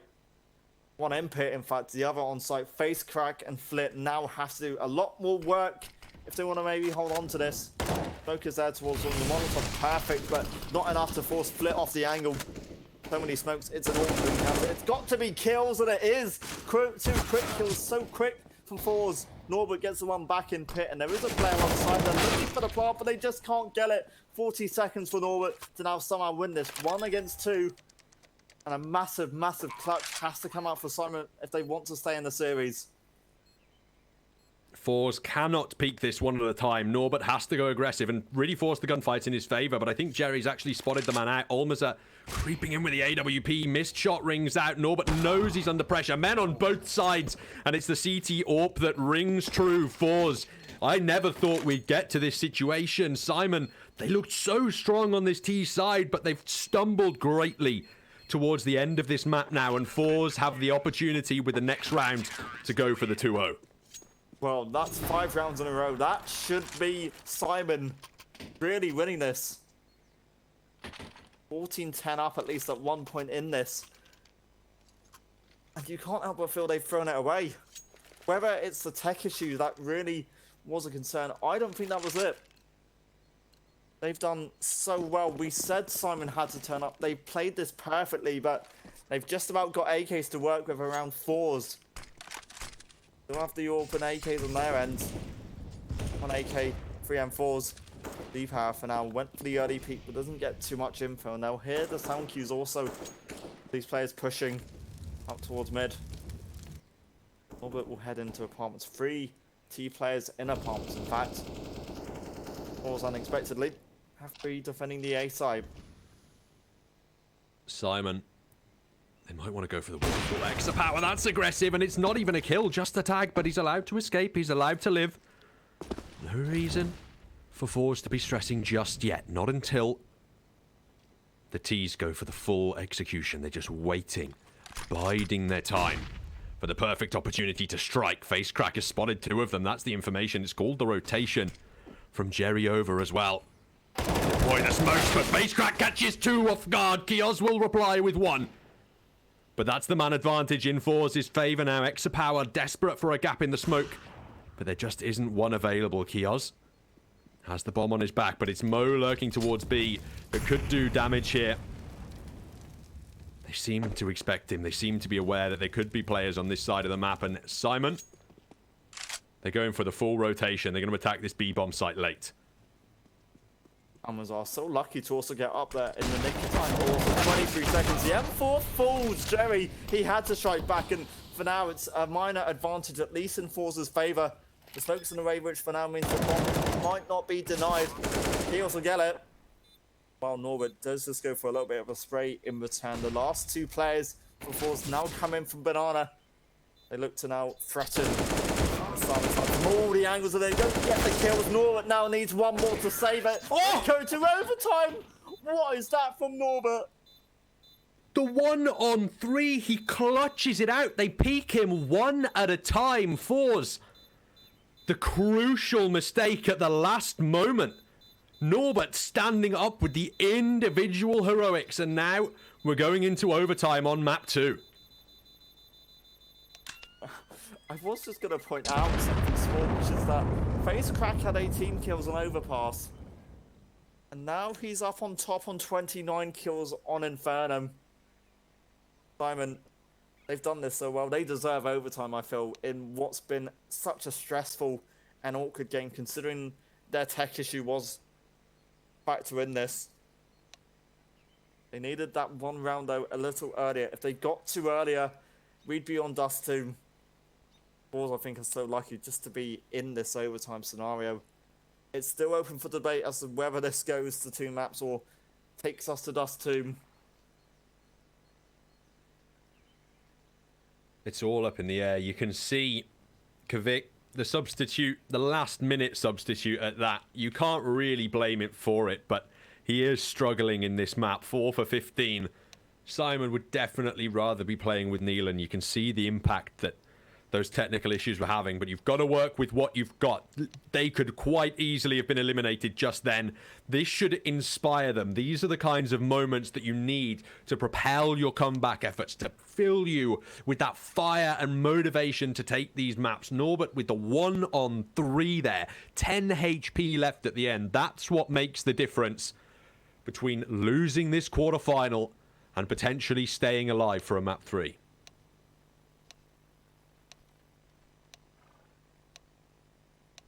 Just phenomenal from Facecrack. Like I said, had a quiet one on Overpass, now steps up. This side now have a lot more work to do, and FORZE will be lucky, feel relieved that they at least do have a chance to maybe go on and win this now a bit more comfortably here in overtime. All this just to determine if we go to map 3 or if we head to our final quarterfinal tonight. 2 AWPs for the CT side. Amazon Z-Power on them. Simon have Kios this time open instead of Mo, which is slightly different, but the AWP battle, at least in Banana, isn't going to be working out for either side. In fact, Amazon backed away. Mo looks to be quick. They've gone for the boiler boost again. This really didn't work out the last time, but this time it's much more effective. Flick with another kill in the opening round of overtime. Cade even, the man who replies in Banana with a second, in fact, onto that secondary AWP. But Kios, that's an adjustment. How is this happening? FORZE, they always do this, aggressing one at a time and potentially throwing yet another round away. Low HP on both SYMAN players. This should still be recoverable, but Exapower is now alone. That's certainly been one of the weaknesses, just peaking one by one, and it's so scary to think that they were both low HP. Kios, in fact, wins it. SYMAN, they come off winners unexpectedly, so up to 16 they go. FORZE, well, they can still buy out AWPs. The money was essentially packed out. They go for the 1 AWP, they leave it on Z-Power.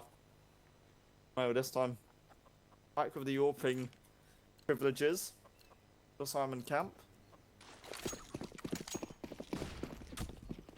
Still reveling in the loss of that round. FORZE just threw it away. They got all 3 openings and then just needlessly tried to run down the AWPer in second mid. Either way, they've got to put the pass behind them now. They've got to look ahead to this round. They need to start playing slightly more passively. They're too jumpy. Hold the angles. The boost obviously now going to be expected. Flit and face crack tagged down low. Mo's found the first kill onto Exapower. FORZE, they look lost in this overtime. They seriously do. I think the pressure of that 1v3 lost in overtime or in regulation time is now starting to hit them. We 2 against 4 really approaching the A site. If SYMAN even commit towards it, and they've got a player towards it, face crack is at least aware and prepared for that kill. But SYMAN, there's nothing really stopping them from flanking and looking back towards people. It wouldn't be perfect. Now face crack tagged up. Has to step up. Needs support really from his teammate. It's Joey who now lines up 2 of them, and face crack at the right time smokes back. And AKK still alive. Gets 2 quickly. This can't happen again. Albazar surely need to win this for FORZE. That's the sentiment exactly. This cannot happen again. Clutch after clutch. Gone SYMAN's way, and Cade. Oh, it's a messy spray from Almaza, but he eventually gets it done. The positioning works it out. 16 to 16 it'll be tied down to, but still that's a round that was much closer than it should have been at the end. It is this changing pace. It's SYMAN. They look quickly towards mid. They get those kills. FORZE aren't learning. They're more or less allowing SYMAN to do the same things over and over again, and that's their concern. And that's where SYMAN are more or less coming off lucky in some respects, that they can just repeat lots of their earlier phases. And it's coming lots of times also off of winning entry kills. Now, I said that was one of our weaknesses on Overpass, where they got entry kills but failed to convert the round. SYMAN AK looks towards mid. 3-man stack towards B, which includes a boost, and you can't help but feel for FORZE. They've got to hope this works out now. Exapower misses the shot. Kios punishes. Almaza gets one back, but Cade, the supporting rifler, charging into the B site through the fire. That sound cue will have been heard, but what difference does it make that they know he's there? He's got the B bomb site under his control. Mo's deleted face crack. Cade now has deleted Jerry on the re-aggression. It's every time it feels like these FORZE players that are just isolated. They're on their own every time, taking these gunfights and losing them at this point. 4-1 advantage in terms of players. Make that 4-0. 17 to 16 for SYMAN at the moment on the T side of overtime. First to 19. And I believe we're now heading on to a second half where SYMAN now switch over to CT. where they almost felt a bit more comfortable, where they almost looked and felt like FORZE were a little more lost and under concern. And if that's now the situation we're going in with FORZE 1 round behind, if SYMAN get 2 off of this, they need 2 out of the next 3 to win this map. Dust 2 is where we'd end up at. FORZE need at least 2. They want to come off better on their home map pick. SYMAN have a serious issue to deal with as well, and that is the fact that they are playing with a substitution and they're back on the CT side now. You have to theorize that if FORZE can figure out exactly where Kvik is playing, that's the weakness, that's the angle they can exploit. The player who's just not quite clued into the system. They've got double AWPs on the CT side, just as FORZE did. FORZE, they want to target the B-bomb site. Mo's here with the AWP. They have to flash him off here. There's no way they just dry peek him in. And the utility commitment would need to find 2 players, Kios and Mo. Arguably the most lethal defenders for the SYMAN side to find. They've got to expect this close angle. That's all you've got to do. The lucky thing is, he gives up a shot and gives up his position. But Kios on top, along with Mo, they make it look so easy, and FORZE don't even get onto the bomb site. They've done enough. Flit and Zivha now have so much more work to do with 48 seconds to play.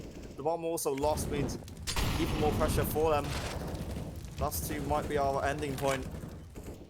That's unless FORZE don't get anything in the next round. 1 on 4 for the T-side AWPer. Looking rather unlikely. SYMAN. They're 20 seconds away from being 1 round from Dust 2. Mo, he puts it to bed early. Quad kill on the AWP as Kios only needs 1 on the boost. Just ridiculous scenes over there. FORZE, they try and brute force their way in once again. And it just doesn't work out for them. Now staring down the barrel of map 3 after a long drawn out affair on their own map pick. And you've got to be wondering what's going on in their own minds. They're playing against a side that's been plagued with tech problems and have a substitute. Yes, it's all GG's for SYMAN for doing the good effort, but FORZE, they must be really torn up about this. That's something that is going to impact your mentality when you know your opponents aren't at full strength and they're still taking you to task. The only fortunate thing for now is they don't take damage from the early grenades down in Banana. FORZE allowed the control rather late, but not too late.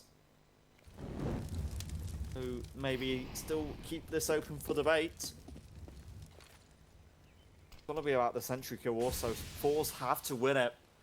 For me, they've got to come in, they've got to find that kill, and they've got to make it look easy as well. They can't be allowing SYMAN to trade out, and they can't be scattered and somewhat delayed and stuttered in their approaching.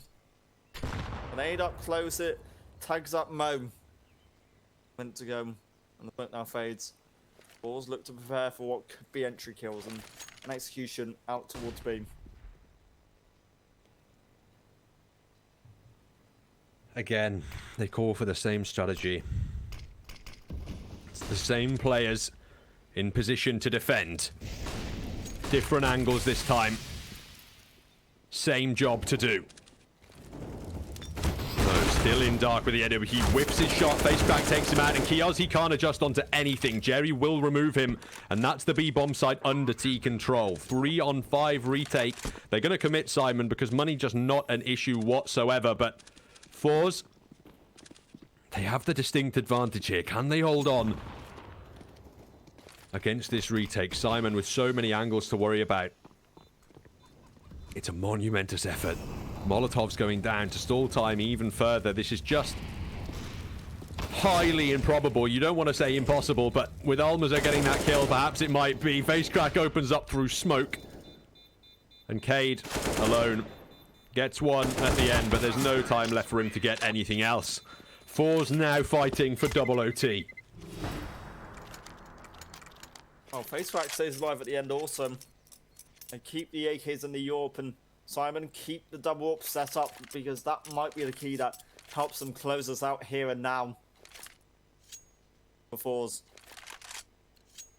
they just have to avoid defeat. SYMAN now Again, if they find the opening advantage, if they maybe fight a bit more towards Banana, they could maybe look towards the entry, but they don't need to. They can, if anything, just play the safer. As soon as I say they don't need to push Banana, they have 4 players really towards Beam. I think they've known FORZE enough know that FORZE don't necessarily push too much on the T side. They always look for the entry, they always start off passive and build off of it. It's all about burning those CT nades. If you can pull that off, you've got a much better chance of getting the job done. They're going to hit B again, but you can tell this time that FORZE are a bit more worried about some A rotations. They've got Flit just keeping an eye on second mid, making sure that SYMAN don't go for any cheeky informational plays. And they're going to once again FORZE try and make their way into this B-bomb site. Once again from SYMAN, it's different positions on the same players. Mo on the active angle. He's going to be smoked off with his AWP. He's going to be flashed at some point, but he strafes out right and is punished for it. Kiosk on top of the boost, spraying out, giving his position away. Stood near Flames, hemmed into the corner. Once again, now for SYMAN, it's the 3-on-5 retake that they have to try and commit into. The bomb just about planted by FORZE. Norbert on the AWP wishing that one of these shots through smoke gets anything done, but Exapower, he's spotted 2 out in CT. He's converted a kill now as well. This is looking like double OT territory. Norbert isn't going to give up. They're going to try for it. They're going to fight on, but I don't think it's enough. They find the kills that allow FORZE an 18th round. It is tied up. It is going to be OT2, so somehow split these sides up. And that almost feels like a sigh of relief from the FORZE point of view. Because they felt the pressure. They felt nervous going into that second half of it. Well, it wasn't ideal. Face crack. He is marching ahead, up on 35 kills. 30 for Mo and 30 for Norbert. Kiosk 1 off 30. Well, Almazar, who'd been quiet, he only had 14 kills in the entire map at the start of that last round. Got a triple to boost himself up, but still been having a bit of a nightmarish game. Double AWPs out for SYMAN on the CT side in double overtime. They commit 3 players towards B this time, and FORZE, it's almost like they've read it perfectly. They're now sending men over towards the A-bomb site instead, and it's Cade and Mo. Oh, Cade aggressive in the apartments, finds the kill, and looks to get away as well. Mo also aggressive in the apartments with an AWP, gets the second kill, and leaves FORZE guessing once again.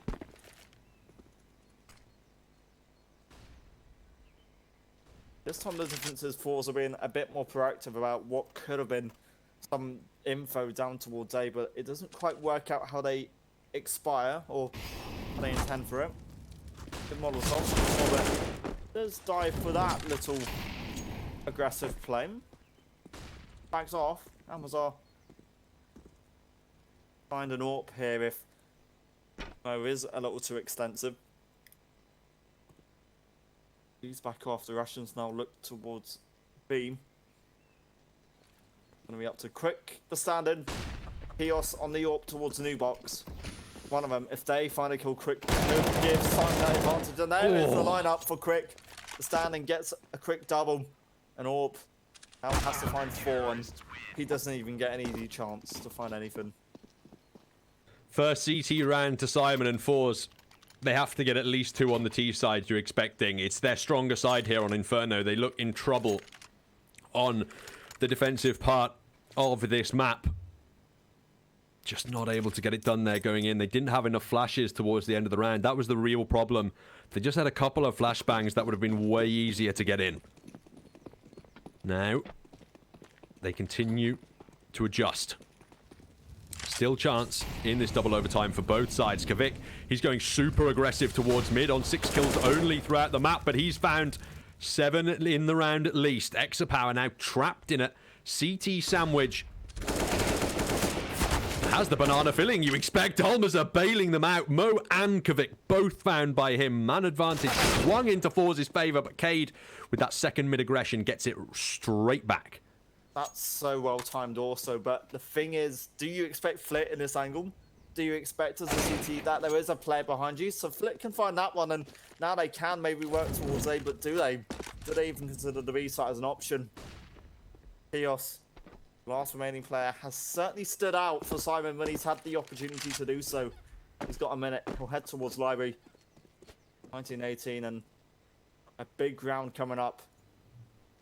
Good forces either FORZE out of this one. SYMAN step closer towards Dust. Kios baited a bit there by the amount of time it took for the plant to come through, but now he's found the right site, sprinting in, making plenty of sound, trying to bait people into peeking him at the moment by making all of these cues, but it's just the Orb of Exapower that stands tall and hits that left click button. 19-19, all tied up. FORZE on this T side, they have to be looking for the advantage here in double OT. Yeah, you said going into this half that they need 2 rounds really on the T side to make this a lot more comfortable, if anything. And we should just go back and mention how this was also at one stage a map which we felt FORZE would be quite comfortable win, but SYMAN, despite playing this map a limited number of times, could still somehow come off comfortable, come off winners. They wanted to fight for Banana. In fact, as much as in a way mean that's easy SYMAN territory. And if Jerry maybe shot one more bullet, that would be as SYMAN opponent dead. The nade doesn't even do enough. But finally, Norbert falls. Jerry does find that entry kill.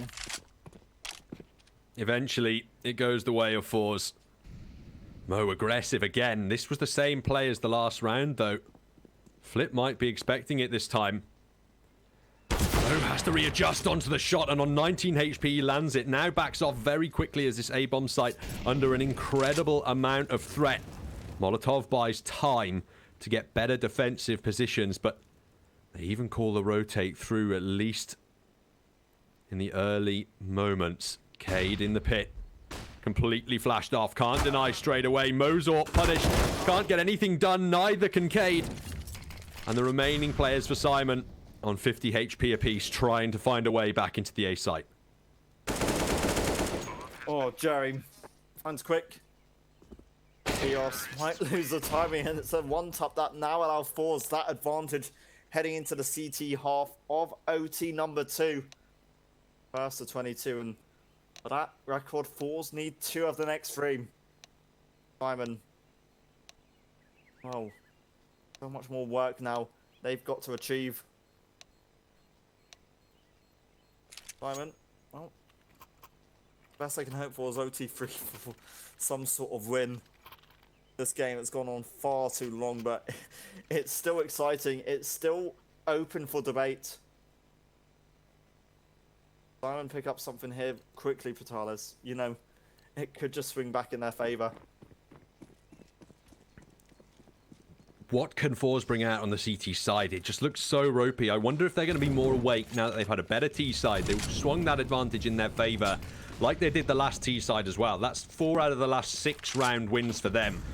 Should be motivation at minimum. Mo, again, aggressive with the AWP and apartments. This time on the T side as he's crept all the way into Boiler. He really wants to hunt with his sniper. He really wants to make it work. Deploying the Molotov. I'm not sure if Exapower spotted the barrel. Flit has, and he's received the bullet from it. I feel so sad for Z-Power to really reaggress the smoke. Perfect, the shot's not quite there. Quick has been tagged up low, but it is still SYMAN with that advantage, and it's just been extended because Facecrack hasn't got anything until now. A second. Oh, he gets 2 kills off of it. That could be enough, at least from FORZE's point of view. They're still at a disadvantage. SYMAN now have a player up in terms of their numbers, but Jerry, if he gets a spray down, he can so easily put a stop to anything, and he's even got support by Almazar creeping in from top middle. SYMAN looking for that opening kill. They know if they find one player early, it's a much easier defense for them to deal with. They put down the smokes. Jerry's just going to have to go straight through them, throws the flash in the air, charging. Almas are taken down, and surely Jerry's removed now as well. 20 apiece, SYMAN on the T side, forcing their way into A. No mercy whatsoever. They take it. as quickly as FORZE had. It's all tied up again, and now we get to see who's going to be one away from the golden score.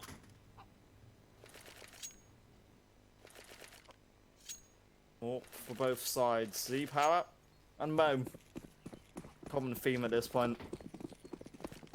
And it was that confidence by Simon, which really felt like it came from nothing. Doing FORZE came into that a bit more motivated and confident.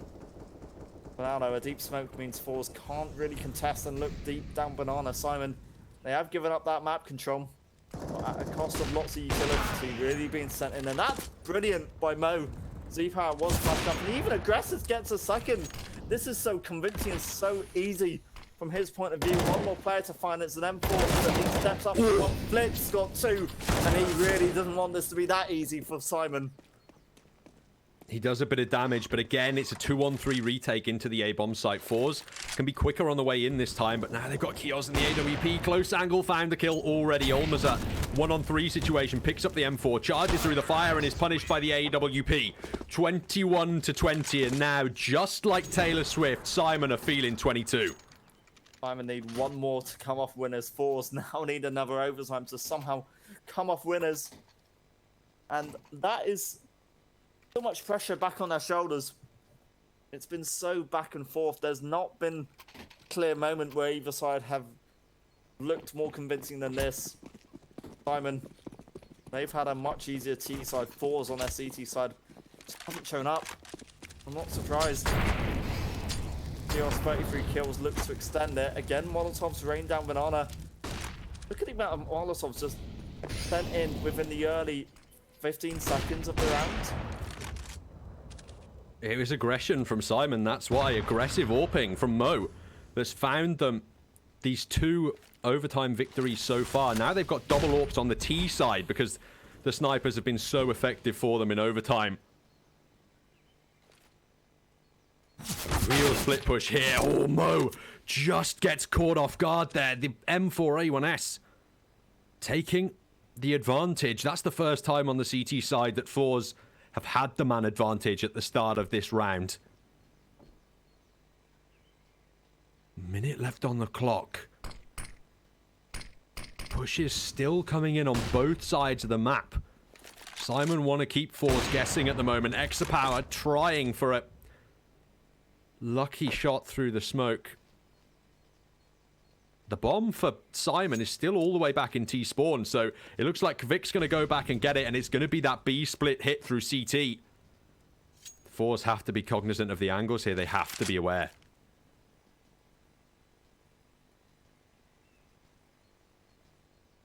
Three seconds. Kios.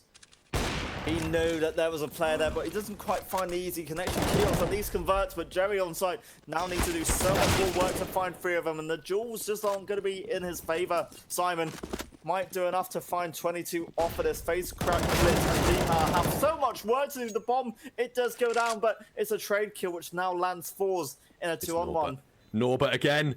Norbert again with the triple in the round. 1-on-2 clutch this time. Low HP player can't find him though. Face crack just about recovers. Ladies and gentlemen, Inferno is definitely going the distance. Overtime 3 now on the cards. And it feels like we're going to know which side wins this particular half by which side gets 2 CT rounds on the board. That's so going to be the plan now. Whoever comes off better on CT somehow come off better. But I don't want to count Simon out when they're on the T side. Mo, when he was aggressive in that one round on T, when he just had the AWP and he just pushed straight into the A site with no issues. No trade potential from FORZE. It's something that FORZE do have to be aware of. And realistically, the AWP being a key fumble is a big concern. They'll push forward with just the one AWP. Z-Power keeps it. Simon, they've normally been the side who have gone for the double AWP setup when they've had the opportunity. Just to remind all of you, Quick, playing for Simon at the moment, is standing in and came in mid-match. That feels like such a long time ago when we lost our one player, Neelan, due to that internet issues. It's going to be Kios and Simon at least winning that opening encounter. And you don't want to be harsh to Kvik, but Simon have basically been baying a 4-on-5 in terms of his frags, and still they're coming out on top. Not in this round, though. Face crack with 2 big kills, Norbert. 1 through the smoke to bring it back into a 3-on-3. And there's still time for Simon to back straight out of this one. They've done just that. FORZE have rotated too early, too eager. They send Flip back now. But Simon, they might still be thinking about B. They might not just want to bail on it yet. They'll send Norbert creeping up towards A. Or rather, they'll send Mo creeping up towards A with his AWP. He doesn't see anything. Goes back to rejoin his team, but again, FORZE have made the wrong rotations. 2 players come off the B site now. And it's all on Exapower's AWP to stand tall. A player who really has been inconsistent so far in this match. Can he get it done when it all matters? Double scope in, first shot found. Smoke now on the angle, can't get punished by Mo. Looking for more shots through the smoke, but instead backs away to await his team. HG, that's great onto Kvik. Exapower not able to convert the kill onto the planter. Mo on the AWP. It's got to be on him realistically. That's the first player found. And now Smoke's deployed to make more of a mess of this retake. Mo is even going to be dancing around it. Molotov going towards Coffins. Kvik backs off the angle, but it's found by Exapower. Mo has an AK, but Flip, his M4 stands tall. Don't burn alive, Flip. My word. What a way to make me sweat. He will get down eventually into a safe position, and he'll find the first CT round. My word. That got scary. That was almost a mistake, but it's a mistake by Simon that more or less give FORZE that advantage. And it always should have been a FORZE round given they had the additional player numbers. They get one more. That could be good enough.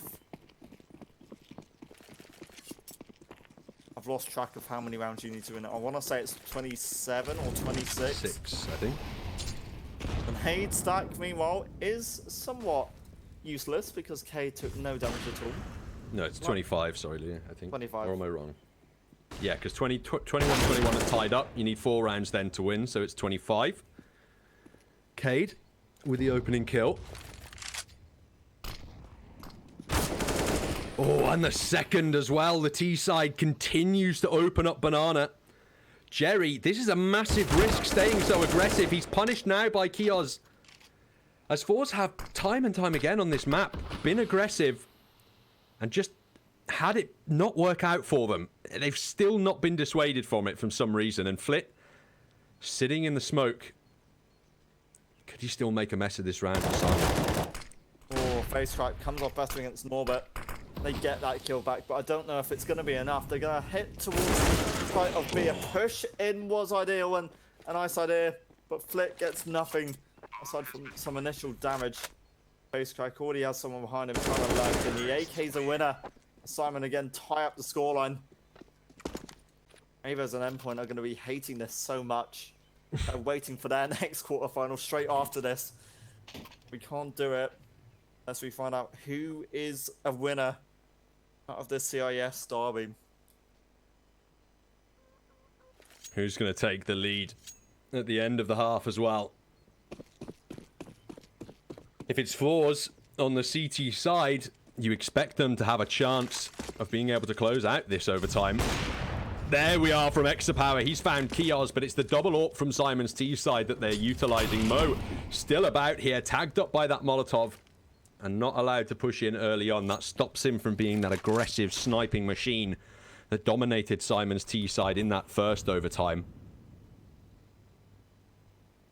Exapower, if he can find another AWP kill in the round, it'll be critical for FORZE's chance of success. Spots out the player, converts the kill. Now it's the 3-on-5 for Simon on the T side to try and deal with. Oh, okay, that's a great shot by Mo to really expect that player down and pit, but he doesn't expect the one up close Z-Power. He is going to step up. He could get something else, and Cade walks into him. All of a sudden, FORZE step up their game. They wake up when they need it to. And while there's an AK on one of the best players left standing for Simon's point of view, he's on 40 kills, and he'll look for 44. He just had the shadow also of the player boosted up on the box. Z-Power now backs off. 42 seconds. Well, oh, what? Extra Power hungry for his ace, but Mo hungry for one as well. That would be a 1v4. Honestly, if FORZE let this fall apart, I don't even know what you could say at that point. Mo struggling. Surely he can't get in. A whiff shot from Extra Power, though, gives him room. But look at the time. 20 seconds. Eventually, it's face crack to get it done. That's the first team to get 2 rounds on the CT side of overtime. And it's FORZE who finally do it. Well, Simon, they've now got to step up and stay awake. They can't be sleeping. They can't be dropping short at any point going forward now. This is the most vital set of rounds that you might be looking to try and win and pick off. 2 more for FORZE to win as they switch over to the T side. Simon now start to play defensive. And I feel that if FORZE, if they hit 24 first, do Simon have a chance? Can they really stay awake mentally? The lead. I'm not sure either if Quick was going to be a downturn, and I don't know if he has.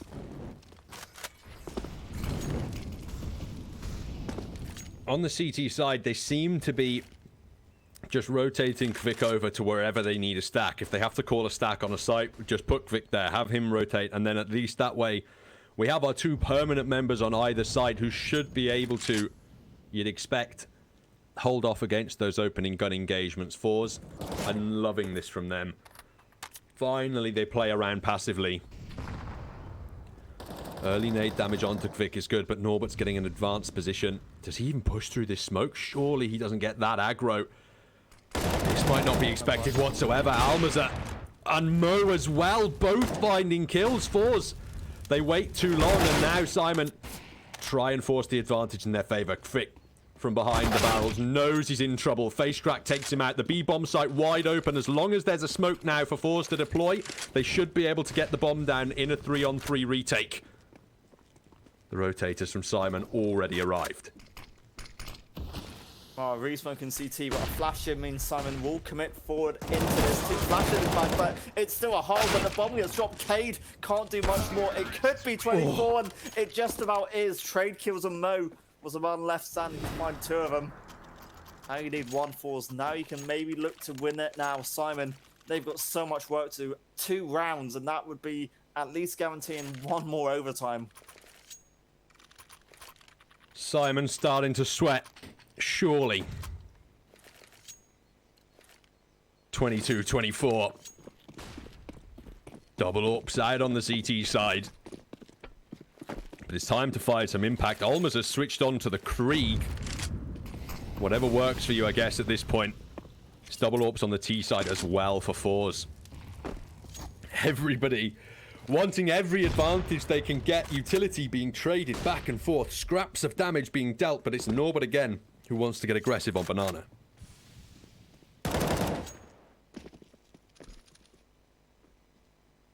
Simon now rotate 2 players away from the B side, so gonna be Kios AWPing alone towards Car, or for now hiding behind the wall in Banana. Oh, he loses that. That's so awkward to lose because face crack now comes off better. You lose your A AWPer. Probably your main AWPer dropping. Look how low they are on utility if they're forced to play retake. You can't help but feel Kios has to go huge here. Molotov clears, logs not close, but FORZE again look towards Banana. There's an AWP here, but it's missed the shot. Has to flee back into the side if it wants a chance to survive. It's completely flashed. It's being tagged as well. It has to turn around to stay alive, and it knows it. Kios holding true before backing off. They send the rotations back to the A site to Simon because FORZE delay pulling the trigger. And this passive play, the last 20 seconds, they are going to hit the B site. Kios, he needs at least 2 here. Absolutely. Such close range. Completely blind. He has none. And finally, you see FORZE. This is why you play passively sometimes on the T side. You burn that CT utility. It's so much easier to get into the sites. And now you've got the 5-on-3. This is the chance to win the game. Simon, desperate to come back into it. But Flit, he's found another kill with the AWP extra power.